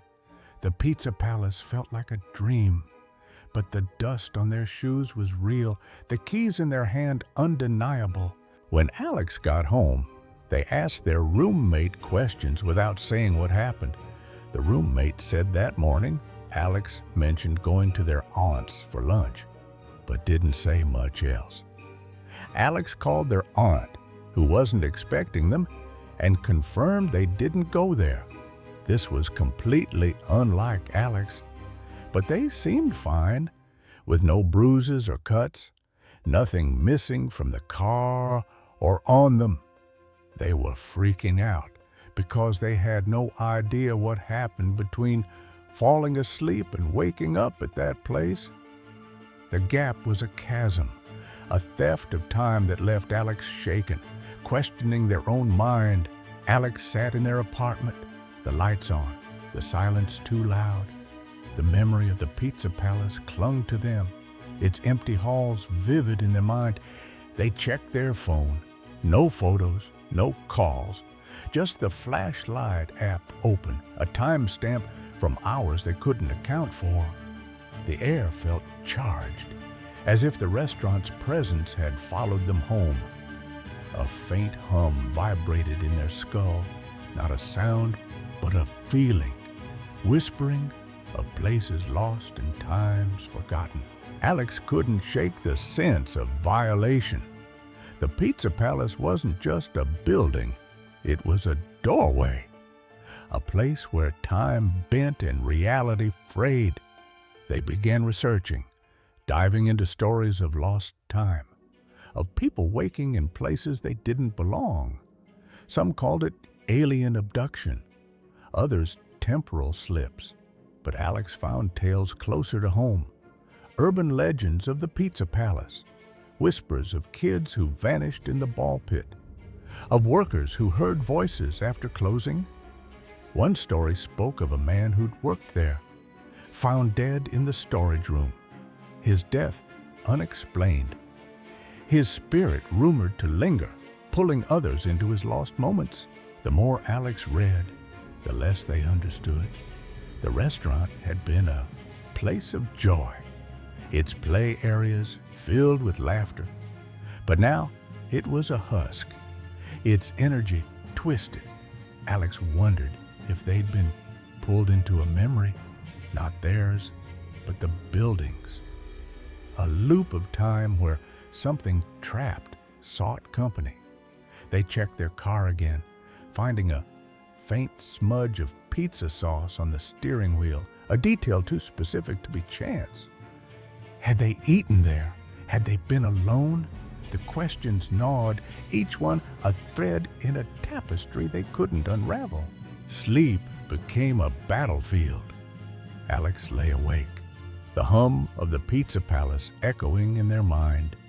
They saw flashes, bright lights, children's laughter, a shadow moving behind the counter.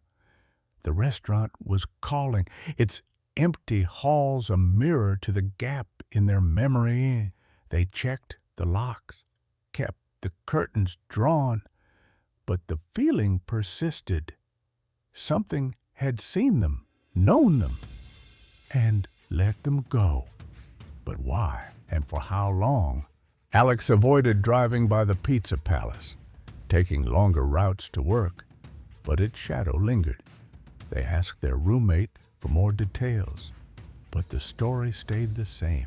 Alex had left, casual as ever, for a lunch that never happened. Their aunt's confusion only deepened the mystery. Alex's life felt fragile, as if time could slip again, pulling them back to that empty place. They installed a security camera in their apartment, hoping to catch any sign of another lapse. But the footage was always normal, their nights unbroken. Yet the fear remained. Alex didn't know what this was, or if anyone had experienced something like it.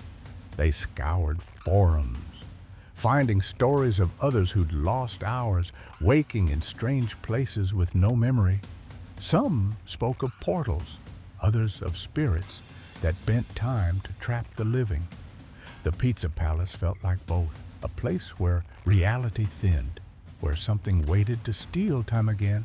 Alex stayed vigilant, their life a careful dance around the edges of that void, knowing the restaurant was still out there, its doors open to the next lost soul.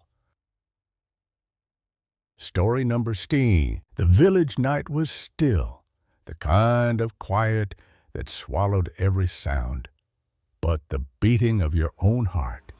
13-year-old Arjun lay on a creaky couch in his grandparents' two-story house.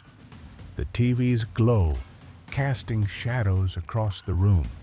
The show was some loud cooking competition, but Arjun's eyes were heavy, his body restless.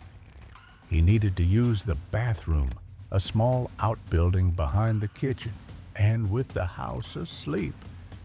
He grabbed his phone, its flashlight a thin shield against the dark. The outside air was cool, the stars hidden by clouds. Arjun's sandals scuffed the dirt path as he passed the kitchen, its windows dark. The bathroom was tucked beyond his grandmother's sprawling garden, a tangle of vines and flowers that loomed in the moonlight. Halfway there, he froze. On his right, in the garden's depths, stood a shadow, tall, man-shaped, motionless.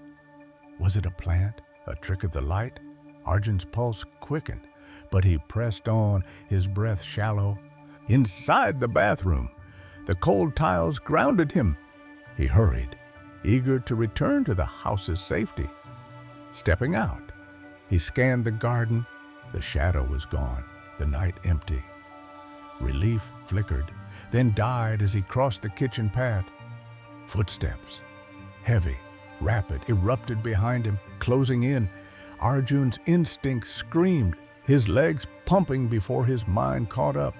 He didn't look back, the sound of pursuit a drumbeat in his ears. He reached the outdoor stairs, scrambling up to the balcony, his phone nearly slipping from his sweaty grip. Gaffs! He turned, peering into the yard below. There, by the kitchen wall, a dark figure moved, its shape blurred but human. It held something, slippers, maybe, striking the wall with sharp, deliberate blows. The noise woke the house, lights flickering on as Arjun's family spilled onto the balcony, their voices a mix of confusion and anger. Arjun's grandfather shouted into the night, his words lost to the wind, but the figure didn't flee. It stood, still striking the wall, until it melted into the garden's shadows. Arjun's grandmother pulled him inside, her hands trembling. They whispered of the village drunk, a troublesome neighbor known for late-night wanderings. But Arjun's heart told him otherwise. The shadow's movements too strange, too purposeful. For a man lost to liquor, Arjun was visiting his grandparents in their village, a cluster of homes nestled in the heart of Asia. Their house was two-story, its steps outside leading to the upper floor where the family lived. The ground floor rooms were rented out, leaving the kitchen and bathroom outside. The latter tucked behind the kitchen near grandmother's huge garden. The setup was typical for the region, a patchwork of practicality and tradition. That night, Arjun couldn't sleep, a common struggle for him. The TV blared, a distraction from the quiet that pressed against the house. When nature called, he ventured out alone, his phone's light cutting through the darkness. Nearing the bathroom, he saw a man-shaped shadow in the garden, its form indistinct against the foliage. He dismissed it as a plant, his tired mind playing tricks, and hurried inside. After leaving the bathroom, the shadow had disappeared. But as he passed the kitchen, loud footsteps sounded behind him, quick and close. Panic surged, and Arjun ran up the stairs, his breath ragged. From the balcony, he saw a dark shadow with slippers in his hands, striking the kitchen wall with rhythmic force. His family woke, spilling outside, his grandfather's shouts echoing as they assumed it was the village drunkard. Inside, Arjun's grandmother soothed him, insisting it was the neighbor, a man notorious for his nightly antics. But doubt gnawed at Arjun. The shadow's movements were wrong, too fluid, too deliberate. Hours later, unable to sleep, he heard footsteps circling the house, slow and measured, completing 2 loops before fading. His grandmother mentioned seeing the neighbor through the window, but only his lower half, a detail that chilled Arjun more than the footsteps. The next morning, the family gathered in the kitchen, their voices light but strained. They convinced Arjun it was the drunken neighbor, a story that held until evening when the neighbor came by. When Arjun's grandmother complained about the drunkard, the neighbor's confusion stopped them cold. He had passed away 2 days before from alcohol poisoning. The news hit like a stone, Arjun's mind reeling as the shadow's image burned into his memory. The village felt different after that. Arjun stayed close to the house, his eyes darting to the garden at dusk. The footsteps didn't return, but the silence was worse, a promise of something waiting. His grandmother burned incense, muttering prayers, while his grandfather checked the locks twice each night. Arjun's phone became a lifeline, its light a ward against the dark. But the garden's shadows seemed to shift when he wasn't looking. He asked the elders about the village's history, hoping for answers. They spoke of restless spirits, of those who died unmoored, wandering the land. One old woman, her eyes sharp, mentioned a man who'd lived nearby decades ago, a loner who died alone, his anger lingering. Arjun didn't know if it was true, but the story fit. The shadow's purpose, its focus on the house, its refusal to leave. Years later, Arjun returned to the village, older but no less haunted. The house stood unchanged, the garden wilder, its vines choking the paths. He stood on the balcony at night, the kitchen walls silent, but the air held a weight he couldn't shake. The shadow never reappeared, but Arjun felt it, a presence in the garden's depths, watching, waiting, its slippers poised to strike. Story number 10. The old house creaked under the weight of the night, its silence sharp and unsettling. At night, Nathan was home alone, feverish and drained. curled up in bed earlier than usual. A low rumble woke him, a car's engine idling outside, its hum cutting through the dark. He stirred, groggy, dismissing it as a neighbor's late arrival. A faint knock echoed from his bedroom door, soft but distinct, though he blamed the house's age, its timbers settling, too tired to care. He drifted back to sleep, the unease lingering like a shadow he couldn't shake. The house, with its sagging floors and warped walls, seemed to hold its breath, waiting for something Ethan couldn't see. The next morning, his parents returned, their faces tight with concern. "Anything happened last night?" they asked. Ethan frowned, confused. They explained. The entire street had heard shouting, objects crashing, a violent fight echoing from their home. Neighbors had gathered, worried. 2 men from a car had approached to check if all was well. 4 families confirmed the chaos.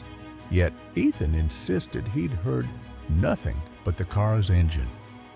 The thought chilled him, a creeping dread that something had unfolded while he slept. Unseen, unheard, his parents exchanged glances, their silence louder than words. The house, suddenly a stranger.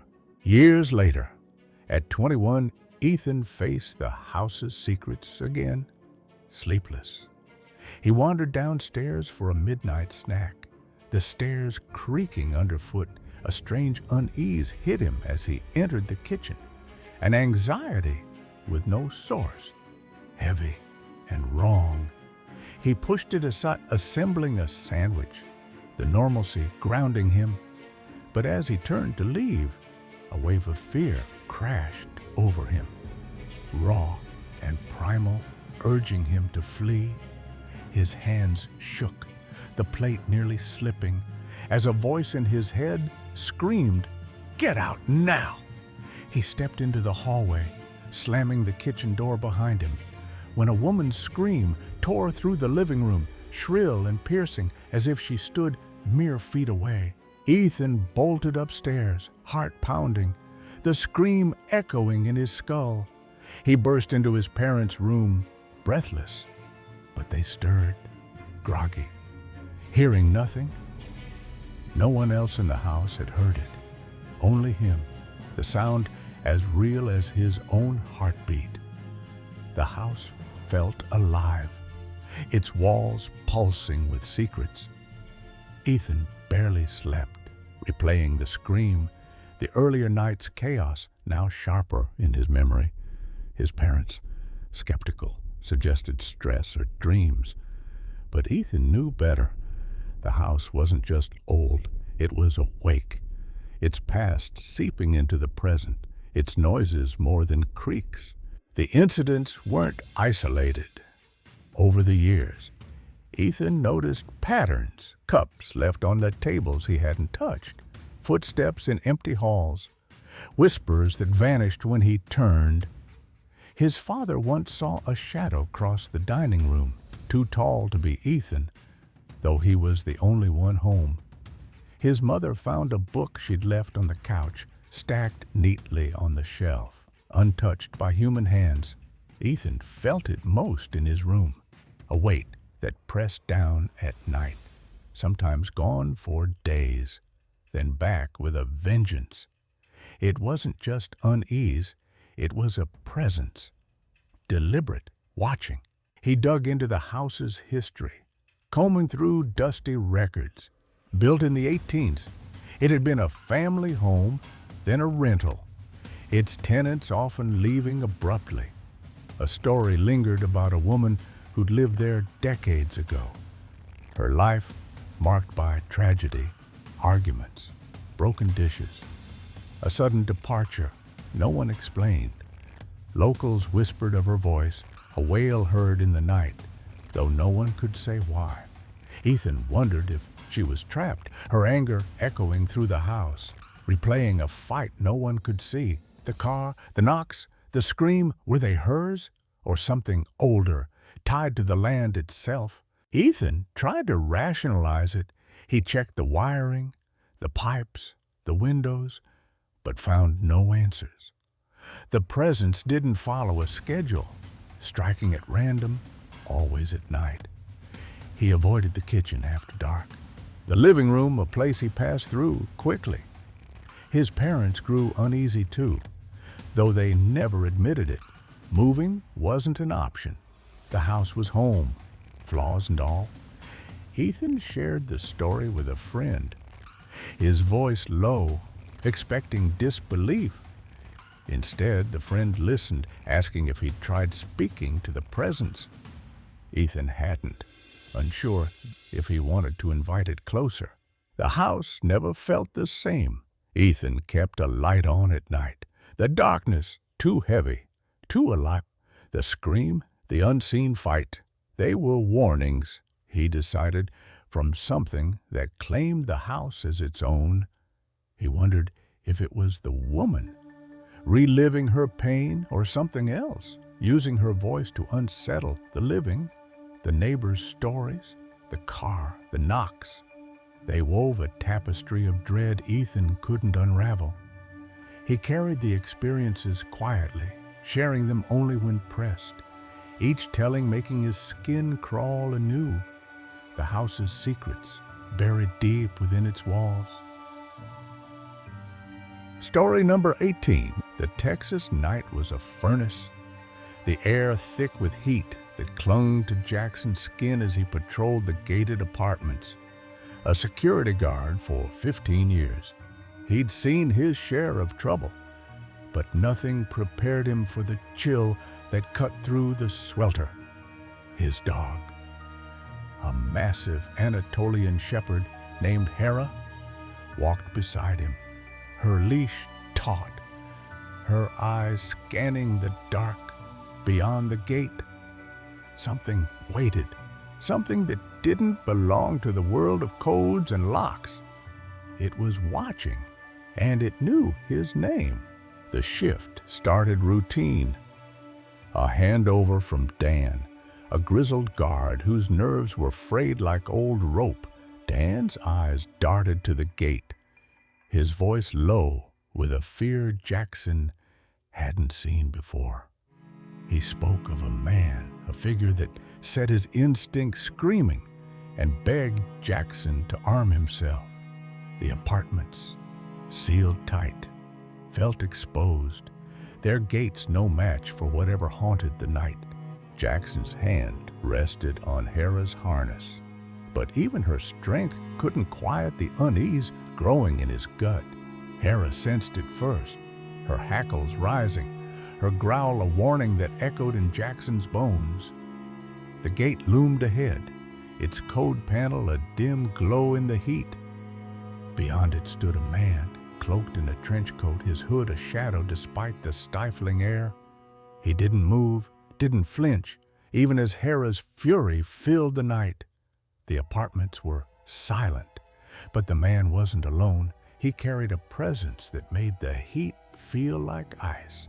Jackson stepped forward, his training a shield against the fear clawing at him.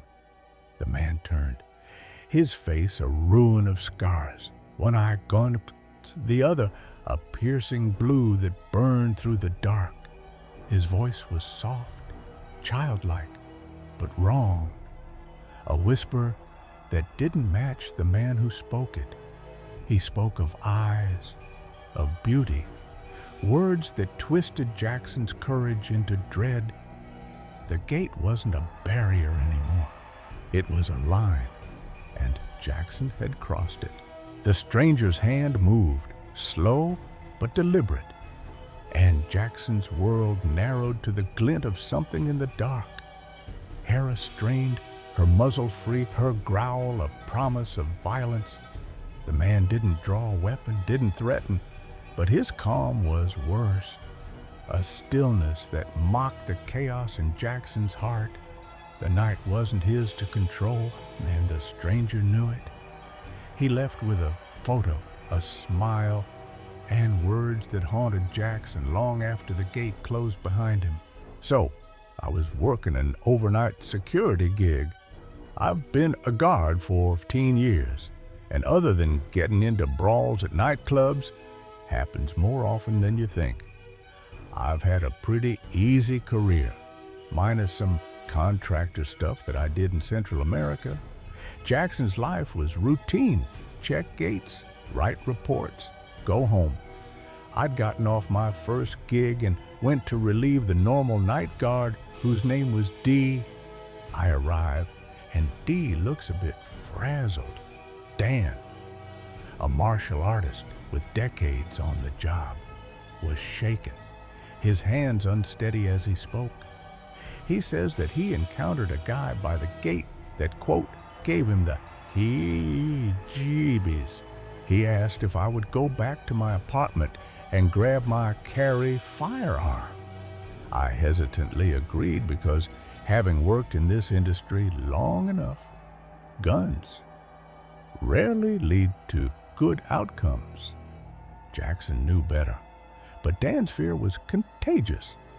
I go back and grab not only the gun, but my dog, a Winnebago Anatolian Shepherd. I suit her up in her harness and grab a cutie muzzle on the off chance that something does go down. Hera, loyal and fierce, was his backup. Her muzzle, a precaution he hoped he wouldn't need. I arrive, and Dee's elated to get the heck out of Dodge. Gives the dog her standard good girl chicken strip. Dan fled, his relief palpable, leaving Jackson and Hera to the night. I attach the dog's lead to my waist, and we go on patrol. Now, I live in Texas, and our apartments are sealed by gates that you have to have the code for, basically. The gates were steel, the code secure. But tonight, they felt like paper. I go and check the first gate and immediately come into contact with the person that Dee was so worried about. It's not 3 degrees out, but this dude is wearing a trench coat with a hood. Hera reacted first, her growl low and fierce, her body tense against the leash. And before we even get near him, the dog starts going absolutely ballistic. Hackles up in between my legs, snarling like some sort of feral monstrosity. Jackson commanded her to settle, and she obeyed, but her eyes never left the man. I give her the command to chill, and she does. But what bothers me is the dude doesn't even flinch. His calm was unnatural, a defiance of Hera's threat.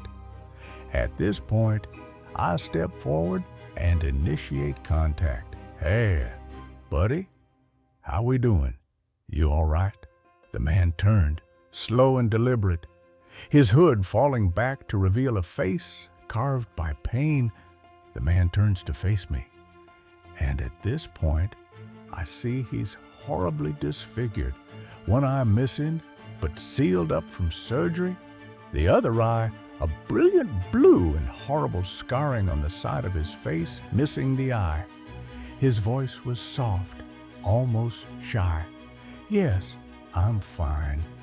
He responds rather quietly, sort of in the way a child who's trying to fix something on their own might respond. Passant. Jackson tried to keep it light, to ground the moment in routine. So, do you live here? I haven't seen you around. My name's Heat. You new in town? The man's words cut through the heat. Or has anybody ever told you that you have incredible eyes? This simple statement made my blood run ice cold. Jackson's hand moved to Hera's muzzle, freeing it with a flick. At this point, I tap the QD on the muzzle and it swings out of the way. The man's gaze held his, that single eye a window to something wrong. I'd like to think my mother used to tell me that, but I can't say it's something that I hear often. Jackson's voice hardened, his training kicking in. Hey, listen, man, you gotta get moving, okay? If you don't live here, I can't have you standing out here like this." The man stiffened, his hand slipping into his pocket. At this point, he sort of goes rigid and reaches in his pocket. I don't give him a chance to do much more as I draw my weapon at this point. Jackson's gun was steady, his voice a command. "Hey, man, look, you got to leave, and I'm not telling you again. I don't know where the heck you're from, but I know it ain't from around here, so last chance, get out of here." The man paused, then pulled out a small object, a disposable camera. He sort of slowly removes his hand from his pocket, and he's holding this little 30 disposable. He lifts it, snaps a photo, and then says, "Have a good evening. Your eyes are beautiful." He turned and walked away, the night swallowing him. Jackson stood, heart pounding, Hera tense at his side. About 5 minutes later, I'm still shaking when the cops arrive. Turns out that one of the apartments close to the gate heard the dog going nuts, and they heard me raise my voice to our oddball friend, and they called. The police promised more patrols, but had no record of the man. They told me that they'll up the patrols and that they hadn't got any other calls about the dude, but that they would keep an eye out for him. Jackson returned to his rounds. But the gate felt like a lie. Its code no protection against what he'd seen. The man's words echoed, his single eye a brand on Jackson's memory. He checked locks twice, kept Hera close, her growl a comfort in the dark. The camera's flash haunted him. Why a photo? Why his eyes? He asked around, but no one knew the man. No one saw him again. The apartment stayed quiet, but Jackson felt watched. The heat no match for the chill that followed him. He wondered if the man was human or something else, something that collected faces, moments, fears. Years later, Jackson left the apartments, the job, the gates behind. But the stranger's voice lingered, soft and wrong, a reminder of a night when the world felt thin. He kept his gun cleaned, Hera trained, but no patrol felt safe anymore. The man was out there, in some alley, some gate, holding a camera and a smile that wasn't his. Jackson prayed he'd never see that eye again, but the night had a way of keeping its promises.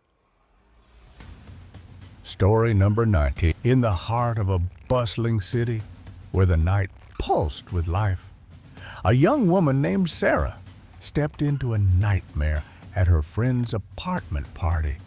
The ground floor corner unit, tucked at the edge of downtown, seemed safe, until a knock on the balcony fence shattered the revelry. As the knocks crept closer, from fence to windows to door, the group froze. Realizing no one was visible through the peephole, a tall, gaunt man, eyes glowing yellow, crouched beneath the staircase, his hand hidden in his jacket, ready to spring. When he fled, he left behind a glitter-streaked envelope, a chilling clue that marked him as a predator stalking the night, and Sarah as his unwitting target. The party was a spontaneous gathering, a chance for Sarah and her friends to lose themselves in laughter and drinks. It was at a friend's apartment, a 19-year-old woman on the ground floor at the far corner of a downtown property. The group was small, maybe 5 other people, mostly guys, having a good time. A few hours passed as they chatted in the living room, the music filling the air with a carefree rhythm. Sarah, new to the city, felt at ease among friends, unaware of the eyes watching from the shadows outside. The apartment's balcony, bordered by a wooden fence, faced a quiet alley, a detail that seemed insignificant until the first knock came on the balcony fence. The sound was sharp, deliberate, cutting through the music. They ignored it and continued on, dismissing it as a stray branch or a passerby. But another knock followed soon after, and Sarah's friend, the host, paused the music.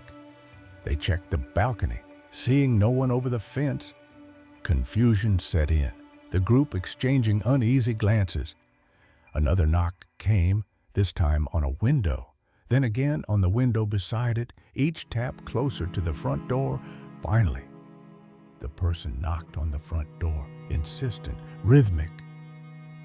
Sarah's heart raced as they checked the peephole, but you couldn't see them, as if they were ducking or hiding. The air grew thick with tension, the party's warmth replaced by a creeping dread. The men in the group took charge, their voices steady, but eyes wide. All the guys told the girls to get behind them, ready to confront whoever was doing this. They grabbed kitchen knives, one holding a broomstick, a mix of bravery and absurdity. They busted out the front door, Sarah and the other women trailing cautiously. Under the staircase, a single, very tall, skinny man crouched, his right hand stuffed in his jacket pocket. His eyes looked yellow and bloodshot, gleaming in the dim light, his posture coiled like a predator. He immediately took off, sprinting into the alley. The guys caught up, questioning him, and he claimed he was looking for a haircut, a flimsy lie. They told him to get out, and he did, vanishing into the night. Sarah's breath caught as she spotted something glinting on the ground. He had left behind an envelope covered in glitter, empty but sealed, streaked with blue and purple. She glanced at her friend's car, parked nearby, and saw the same blue and purple glitter on the hood. The realization hit hard. He must have assumed she lived alone. Planning to bait her to open the door, the friend's boyfriend, always home due to his lack of a job, had likely thrown off the man's plan. To any onlooker, you'd only see her leave every day, making her seem an easy target. The glitter, a strange signature, suggested he'd been watching, waiting, his intentions dark and unspoken. The group returned to the apartment, shaken but relieved. The music stayed off, the mood irreparably broken. Sarah couldn't shake the image of the man's eyes, his crouched form ready to strike. Thank goodness her friend moved apartments soon after. Escaping the vulnerability of that corner unit, the new place, higher up and less exposed, felt safer. And she was doing much better now. But Sarah carried the memory like a scar. The way he crouched, not passive, but ready to spring, haunted her. She wondered what might have happened if not all of them had been there that night. The glitter, the knocks, the man, they were pieces of a puzzle that hinted at a danger narrowly avoided. Story number 20. The new house felt alive, its walls humming with secrets a child couldn't grasp. Lily, barely 4, lay on a pile of blankets in the living room, surrounded by her sleeping family. The family had gathered for a sleepover, watching Harry and the Hendersons, a film that terrified her. The flickering TV had gone dark, but the fear lingered. Images of Bigfoot stalking her dreams. A cartoon girl woke her, blonde hair and pink dress vivid in the dim light. She held a paint bucket and a comically large brush, asking Lily to paint outside. The house was a sprawl of unpacked boxes. Set in a quiet farmland neighborhood, Lily's parents had moved in weeks ago, eager for a fresh start. The night was vivid. One of Lily's earliest memories, her cousins, aunts, and uncles snored softly, unaware of the figure at Lily's side. The girl led her to the front door, unnoticed by the sleeping family. The air was warm, thick with the scent of earth and distant crops, but something felt wrong, like eyes in the shadows.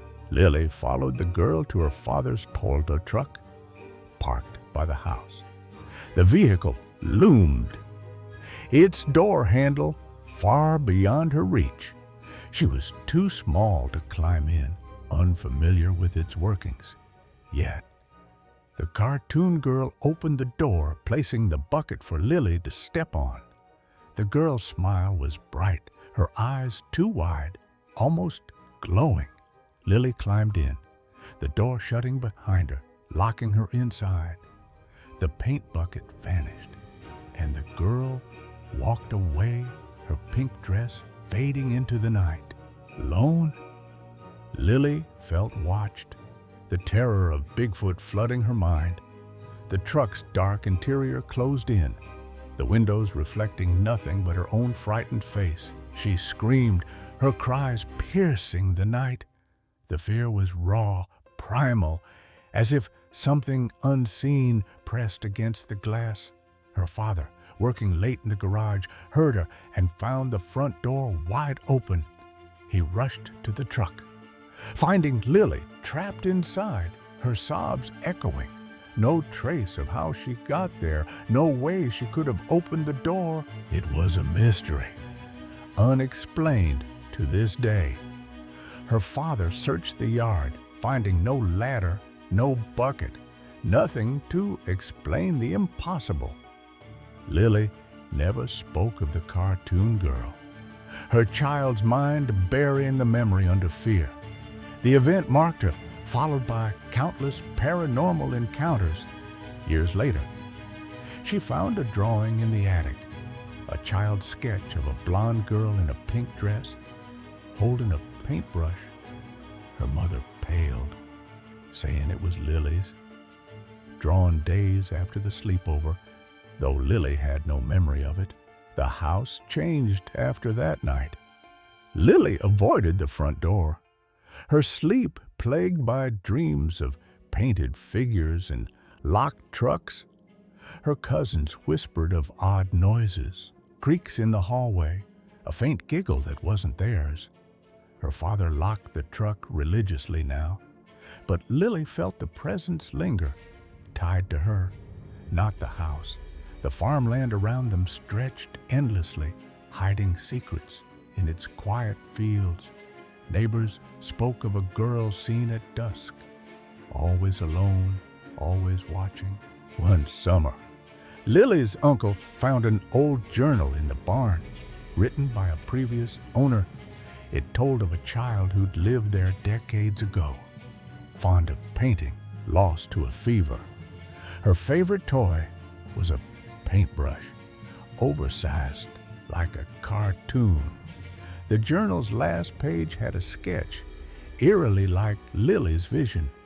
The memory haunted Lily, a story she told to spook others, though it chilled her most. She moved away, but the cartoon girl's call echoed, a shadow that never fully left. Story number 21.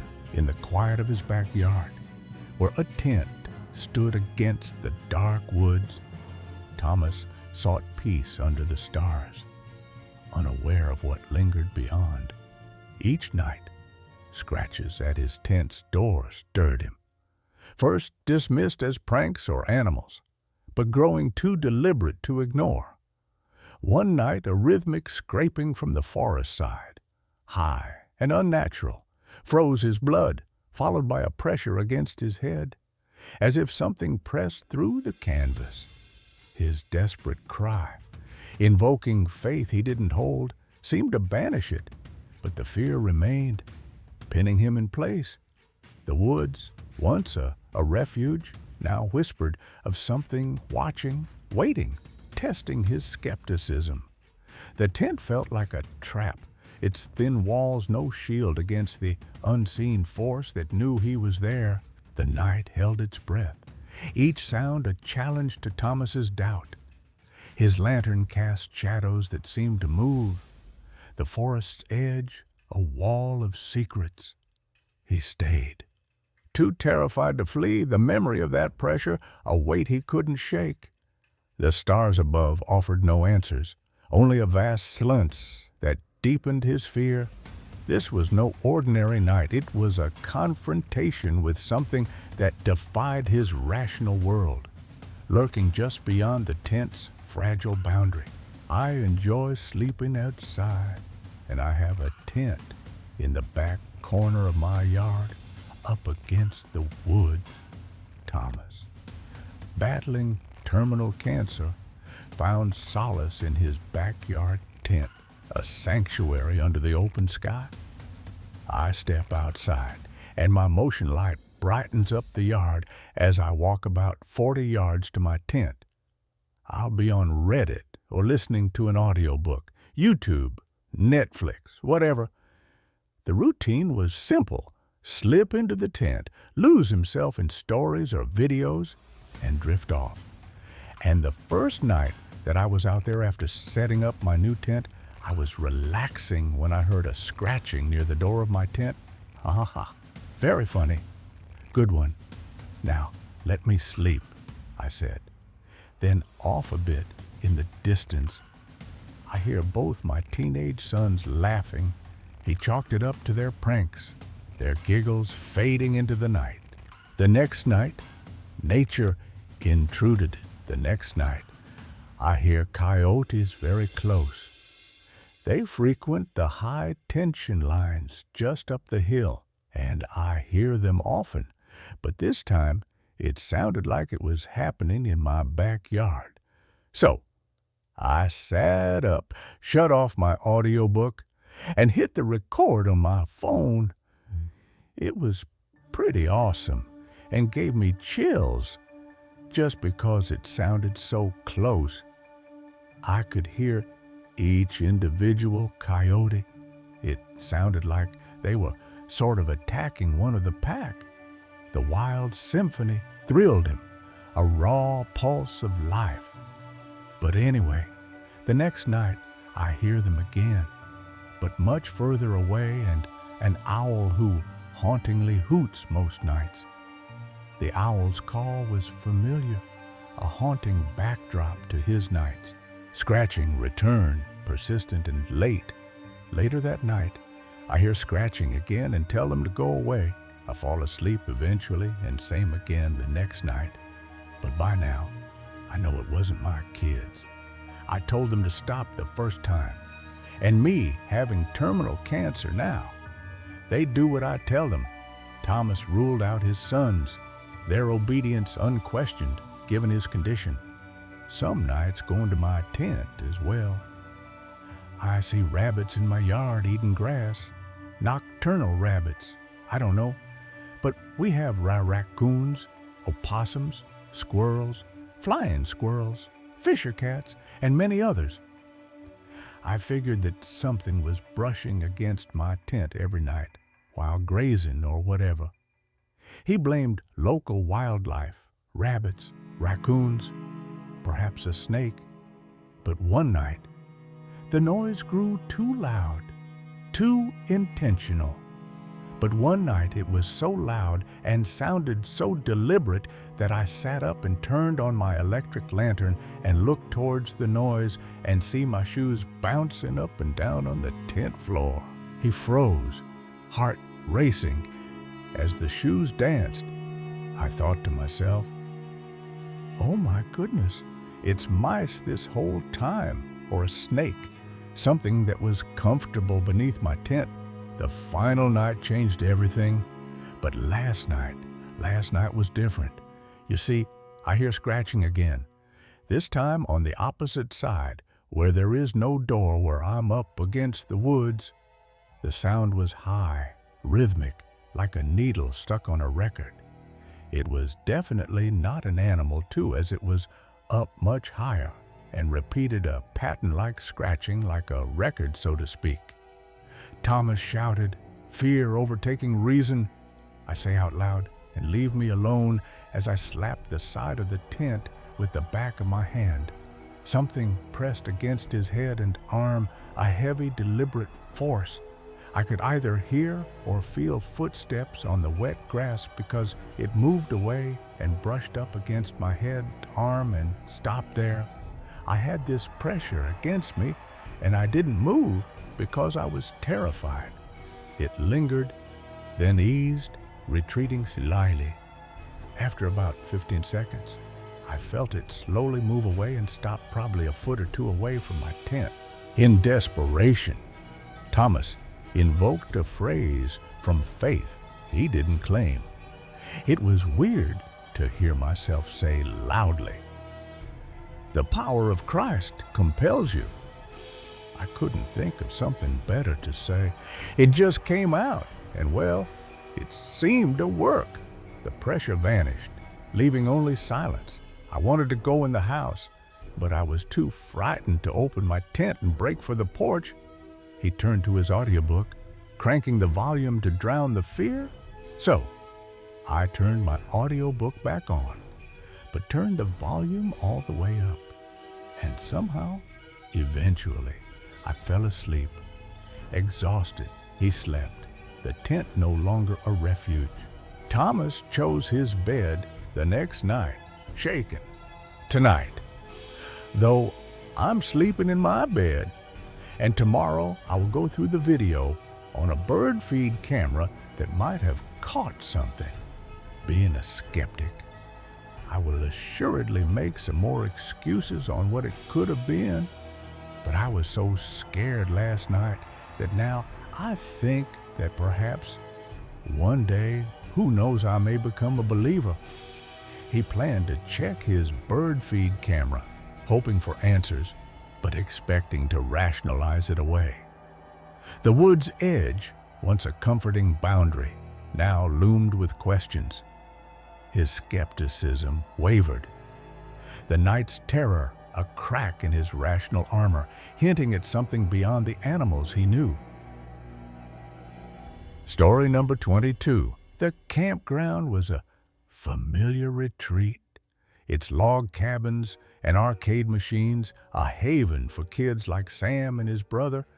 But under the moonlight, Nelson's family campground turned sinister. At the edge of the woods, where the bushes hid secrets, something watched, its glowing eyes piercing the dark. Sam, a scout used to the outdoors, thought he knew the wilds, but what he saw that night wasn't an animal. It was something else, something that didn't belong. The trip started innocently. The family tent pitched along Halesbrook's quiet trails. Sam and his brother, both scouts, loved the campground's arcade, slipping quarters into clunky machines in the log cabin office. Their parents bickered. The trip routine until a night that changed everything. My parents took me and my brother camping. I guess the place is still there. Nelson's family campground along Halesbrook in East Hampton. The air was cool, the stars bright, but a strange unease settled over the camp, as if the woods were waiting. Sam, used to fishing and backwoods adventures with his uncle, felt at home in the wild. My brother and I were in scouts, so we were pretty familiar with the outdoors. We went fishing and camping all the time with our uncle, who took us on more backwoods kind of trips. But that night, nature turned alien. He woke with a full bladder, the campground silent, and stepped into the dark. Thinking only of skunks or possums, I put on a jacket and crawl out of my tent and walk over to the bushes. The bushes rustled, and something stared back, its eyes glowing an unnatural green. He froze mid-act as the shape emerged in his vision, not a possum, but something insect-like. Its head low, eyes blazing like fireflies. I'm standing there, member in hand, and I see this animal head with glowing green eyes low in the bushes about 20 foot out, maybe a foot or two from the ground. It resembled a praying mantis, its long, spindly arms bent in a push-up stance. My eyes adjust, and I expect a possum face to appear, but no, an alien, but sort of looked like a praying mantis. The eyes are glowing green like that and not yellow, like a bioluminescent sort of thing and not a reflection. The sight was wrong, otherworldly, and Sam's heart began to race. Then it stood, its head rising, arms straightening, towering to 9 or 10 feet, far taller than any human. But then it stands up. Well, the head elevates, the arms straighten, and maybe it's just a human after all and some gangly creep. But the head keeps elevating. It would have had to have been 9 or 10 feet tall by the time that it was done standing up. Sam stood, froze, trying to deny what he saw.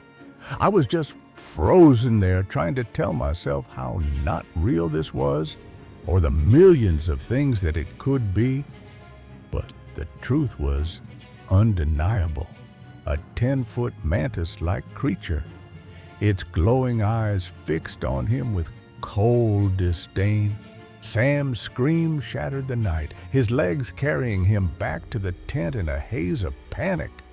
Finally, I screamed like my life depended on it, because it probably did. And then just everything kind of gets well hazy. I remember making it to the tent and hiding in my sleeping bag, and my brother reacting frantically. His parents, annoyed at the disturbance, checked the bushes, finding signs of something tall, but no creature. My parents are upset that I woke up the whole campground, and I tell them what happened. They walk over to where it was and see that it would have for sure been a few feet taller than adults. Sam cowered, expecting a long arm to snatch them from the dark, but nothing came. The memory haunted him, the creature's confidence chilling. I guess the most unsettling part of it all was just how confident this thing was. Like I was just inconsequential to it, and it was observing me with what I would describe as disdain. His brother teased him for years, but the loss of his sibling made the memory sharper. I want to believe that it was a dream or a night terror. But my brother harassed me about it for a good 10 years before, well, unfortunately, he died. Sam never returned to Nelson's. The campground, now a place of fear. Its woods hiding a presence that saw him as nothing. Story number 23. The house was quiet. Its rooms bathed in the soft glow of a computer screen, but something stirred in the shadows. A chair scraped across the floor, unprovoked, as if pulled by an unseen hand. No pet, no breeze, no explanation could account for its movement. It turned, facing a young girl, its silence louder than any scream. For Sarah, this wasn't just a night at home. It was a moment that made her question what lived within her walls. Sarah, at 13, heard a chair move in another room, noticing it pulled out from the table. She blamed the cat and returned to her MySpace page. An hour later, the chair moved again, now facing her. She tried blaming the cat, but saw it asleep on the printer, there for a while. A chill ran up her spine, realizing they had no other pets. If something sat in that chair, it was watching her. Terrified, she ran to her sister's room, hiding under blankets. Her sister, confused in the morning, asked why she was there. Sarah explained, and her sister revealed seeing a ghost too, a tall man in a cowboy hat at her bed's end, making her fear for her life until he vanished. The house felt alive, the chair's movement a warning of something present. It was her mom's husband's house, where priests and mediums claimed 3 spirits lingered: a cowboy, an old woman, and an indigenous man. Sarah didn't know which moved the chair, but was glad she never saw the cowboy. The air grew heavy, as if the spirits watched, waiting for her to notice. Sarah couldn't shake the memory of that chair. It wasn't just moved, it was positioned, like someone wanted her to see. She told her mom, who brushed it off as imagination. But her eyes darted nervously. Sarah knew better. The house held secrets that didn't sleep. Her sister shared more, whispering about hearing footsteps in the hall, always stopping near Sarah's room. "It's like they're checking on you," she said, her voice trembling. Sarah avoided the living room at night, the chair now a silent threat.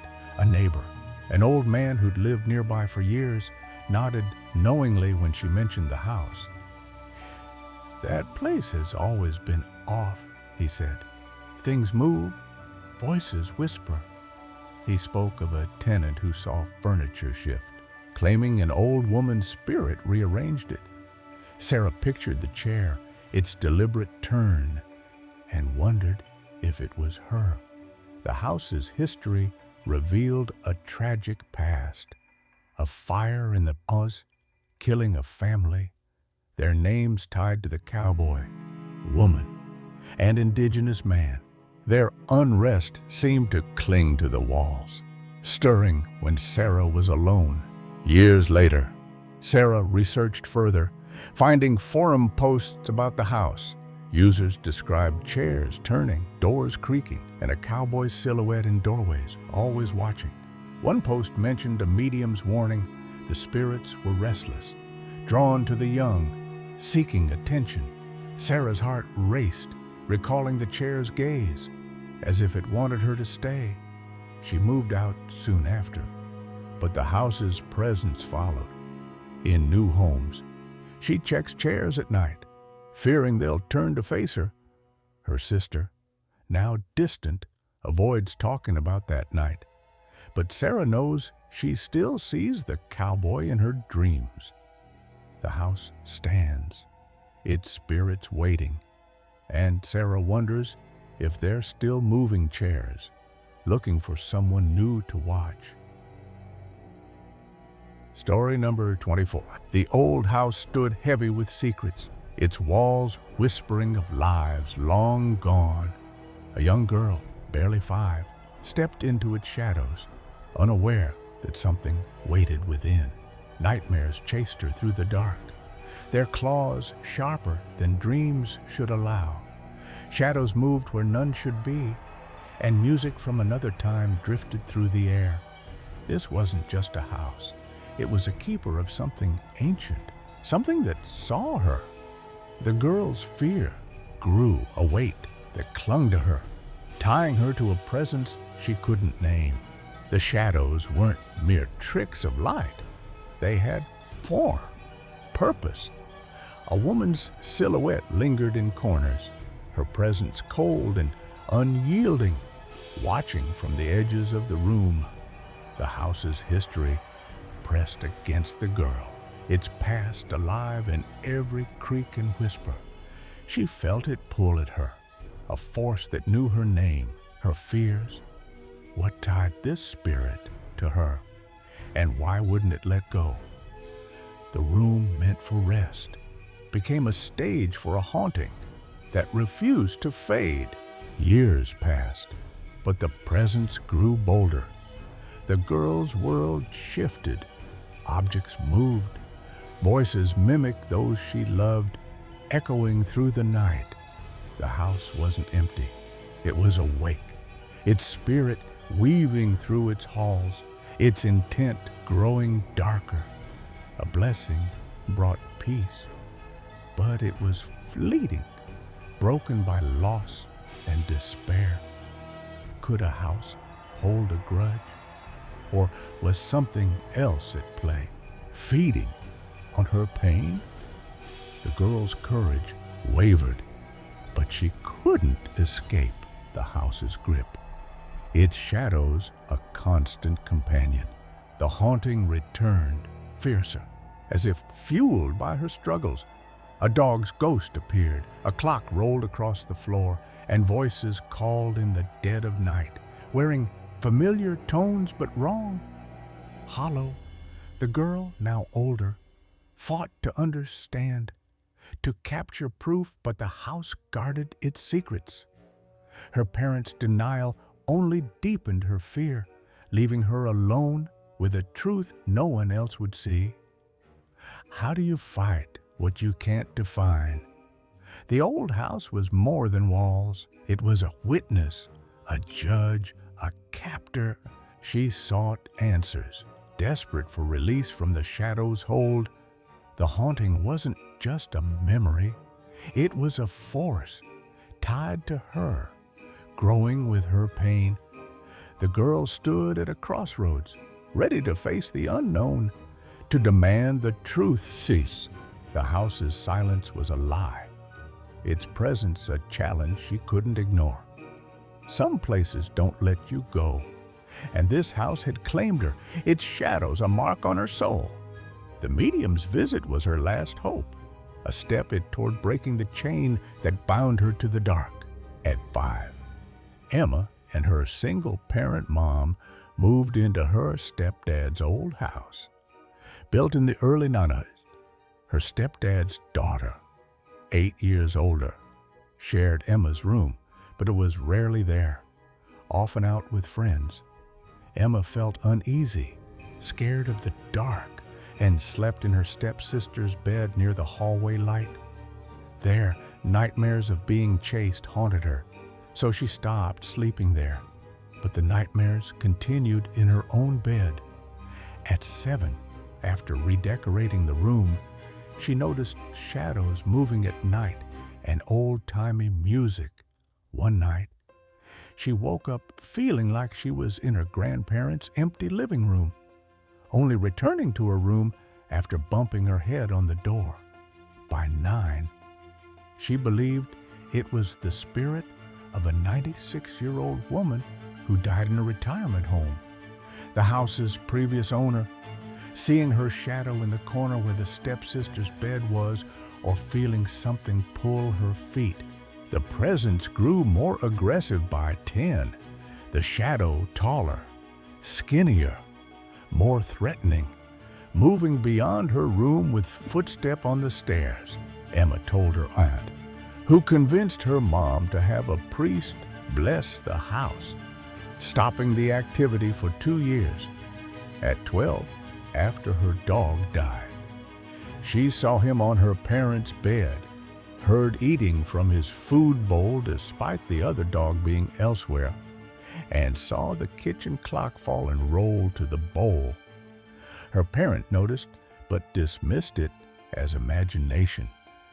At 15, a friend who believed in spirits joined a sleepover, setting up cameras, capturing a dark shadow between them in bed, stopping at 3:30 a.m. Her parents made her delete the footage, refusing to let her send it to experts. The haunting paused for 2 years, but 6 months ago, amid her depression, the shadows, noises, and feeling of being watched returned. She heard her brother's voice calling, "Come, take a quick look." Then her dad's, sounding like a recording. She didn't respond, believing it feeds on fear. She planned to see a medium, as her friend had moved abroad. The house's presence wasn't just a ghost, it was a force, tied to its history, to Emma's life. The nightmares, the shadows, the music, they were threads of a tapestry woven into the house's walls. The priest's blessing had cleansed it, but the dog's death and her depression stirred it awake, as if it thrived on loss. The shadow on the camera, the voices mimicking her family, felt personal, targeting her vulnerability. Emma avoided her room, sleeping in the living room when she could, but the house's weight followed, its silence a mask for something alive, watching, waiting. Years later, Emma, now sitting, carried the haunting like a shadow. The old house had marked her, its presence a constant reminder of her childhood fears. The woman's silhouette, the dog's ghost, the voices, they weren't just events, but pieces of a puzzle she couldn't solve. Her parents' dismissal, her friends' footage, her own despair, they fueled the house's hold. The medium was her hope, a chance to break free, but the fear lingered that the house, or what lived within it, would never let go. Its secrets were hers now, a bond she hadn't chosen, a haunting that shaped her life. Story number 25. The ocean roared softly, its waves lapping at the edge of Padre Island, but the morning held a silence that felt wrong. Mara, a young wanderer with long blonde hair, sat in the RV's cramped dining nook, her journal open, the pen still. For those of you unfamiliar with the location, it's a seashore that you can drive right onto with your vehicle. The Chevy motorhome, a relic of the 70s, was their home, parked just feet from the sea. My now ex and I were in a 26-foot class C1906 Chevy motorhome. The beach stretched empty, a stark contrast to the weekend's chaos, and Mara felt exposed, alone. We drove into the island at nighttime, and waking up the next morning was the most insane and phenomenal experience. The ocean was a mere 5 foot away. The island was a ghost town, its vibrancy drained. The visual was absolutely breathtaking. I'll never forget it. The sea glittered, but its beauty was a mask, hiding something darker. We arrived on a Thursday or Friday, and the beach was beyond packed. The weekend had been a blur of music, laughter, and spring break revelry. But now, the sand was silent. Another thing for people unfamiliar with Padre is that it was where many Texans, high schoolers, and college kids mainly flock for their spring break. Mara's heart still carried the thrill of freedom, but the emptiness was unsettling. And by Monday morning, we woke up to find the entire island emptied out.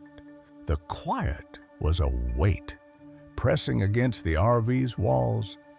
When I tell you that we were literally the only ones, both when you looked left or right, we were the only ones for what seemed like miles. Mara glanced out the windshield, the ocean's vastness a mirror to her unease. It was a gorgeous morning, too. So, I walked the dog quickly and then came inside to sit at our pop-up dining room table to do some journaling. Her pen scratched the page, capturing fleeting thoughts, but the air felt heavy, watchful. My ex was asleep on the very back couch. We were backed in with the windshield facing the ocean. The solitude was a fragile piece, easily shattered. A rumble broke the stillness, sharp and intrusive.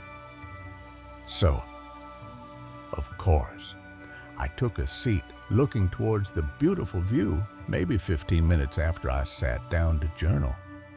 A gray, beat-up pickup truck drove by kind of quickly, headed towards the direction of the park entrance. The truck's tires kicked up sand, its speed jarring in the quiet morning. That was the first activity I'd seen on the island that morning, and I didn't think anything of it. Mara dismissed it, her free spirit nature brushing off the oddity. However, maybe 5 or 10 minutes later, the same truck came driving back past our RV, this time much slower. The truck crawled, its engine growling low, a predator sizing up its prey. The driver's gaze was a blade, cutting through the glass. The man driving the pickup was going so slow, in fact, that we made eye contact for several seconds as he went back by. His eyes were hard, unyielding, locking onto Mara's with intent. He also seemed to drive closer to our vehicle in order to better see inside. The RV felt smaller, its walls no shield against that stare. Alarm bells should have been ringing at this point, but I kind of just shrugged it off. I was very much in my free spirit phase and was not easily off-put. But the air shifted, a chill creeping into her bones. The ocean's hum, now a warning. The truck returned, its presence a threat. And this is where it gets really creepy. So, obviously, this guy needed to turn back around since he was driving away from the park entrance again. Mara tried to focus on her journal, but the rumble grew louder, closer. But I was honestly minding my own business. I kind of put him out of mind. The truck stopped, nose to nose with the RV angled to block their escape. But yes, several minutes later, the man came back. But this time he pulled directly up to our RV with his truck, essentially nose to nose at a 45-degree angle to appear as if he were giving us a jump. Mara's heart dropped, fear clawing at her chest. Not far-fetched for a 70s vehicle on the salty beach, but he was blocking us in. Panic surged as Mara screamed for her ex. It was now that my heart dropped and I began to get a bit scared. I screamed my ex's name immediately, and he jumped up from the couch. He bolted upright, his towering frame a shield as he crouched to see through the windshield. I know that he could hear the panic in my voice, but I'll never forget just how quickly he got up and how he had his arms spread across while he ducked down to see through the windshield. His presence was a wall, fierce and unyielding. He was 6'5", very bearded, and I'm 1,000% sure that he was the only reason that the man in the gray beat-up truck sped off like he did. The truck roared away, tires spinning, leaving only dust and dread. Mara's pulse slowed, but the fear lingered. It took several minutes for my heart rate to return to normal. She and her ex exchanged glances. The encounter, a scar on their trip. My ex and I just looked at each other because that was the most unusual encounter on our trip yet. The beach felt tainted. Its beauty now a lie. Surprisingly, we stayed another week after that in the same spot as well. Mara's naivety held firm, but the truck's shadow loomed. The idea never entered my head that the man could bring reinforcement and come back for me or us. I was very foolishly fearless and naive back then. I know. The ocean's hum was no longer soothing, but a reminder of vulnerability. The truth hit later, cold and sharp. Anyway, it wasn't until later that day that another fact dawned on me. Mara realized their mistake, a small detail that changed everything. When my ex and I had arrived over the weekend, we only pulled out one camping chair. The single chair sat alone, a beacon of solitude. That one camping chair was in plain sight next to our RV outside. It screamed vulnerability, a sign she was alone. Prior to this spot, we had never done that. We always got both chairs out, but we ended up using driftwood to sit on when we had our bonfires there. The realization was a gut punch. She'd been a target, and so that was the nail in the coffin for me. The scary man in the gray truck absolutely thought that I was a young girl all alone. The fear grew subtle but relentless. Mara couldn't shake the driver's eyes, hard and predatory, burned into her memory. They left the island, but the unease followed. A shadow in their travels at night. She'd hear faint engine rumbles, like a truck idling just out of sight. She researched Padre Island, finding whispers of lone travelers vanishing, their RVs found empty. An old article spoke of a murder, a couple lost to the beach's silence, their story too close to hers. Mara's dreams grew dark, filled with a gray truck circling, its driver watching, waiting. She avoided coastal roads, kept the RV's curtains drawn, but the air felt heavy, oppressive. The signs grew bolder. Mara found scratches on the RV's door, thin and deliberate, as if marked by a blade. They parked in crowded lots, kept lights on, but the sense of being watched never left. One night, she woke to a tap on the window, sharp and deliberate, but no truck was there. She contacted a local elder, a woman named Rosa, who knew the coast's secrets. Rosa's face darkened as she listened. Some shores don't share. They take, they claim. She said, "You caught his eye, and something followed you." Rosa offered a ritual, salt, sage, a chant to cleanse the mark, but it meant returning to the beach, facing the shore again. Mara hesitated, the memory of that truck too raw. But the rumbles grew louder, the taps sharper, her dreams heavier. She tried the ritual alonquid, scattering salt around the RV, but the shadows seemed to laugh. One night, she woke to a figure outside, not moving, just watching, its eyes hidden in the dark. She didn't move, didn't speak, until dawn broke the spell. The truck was hers now, a menace she couldn't outdrive.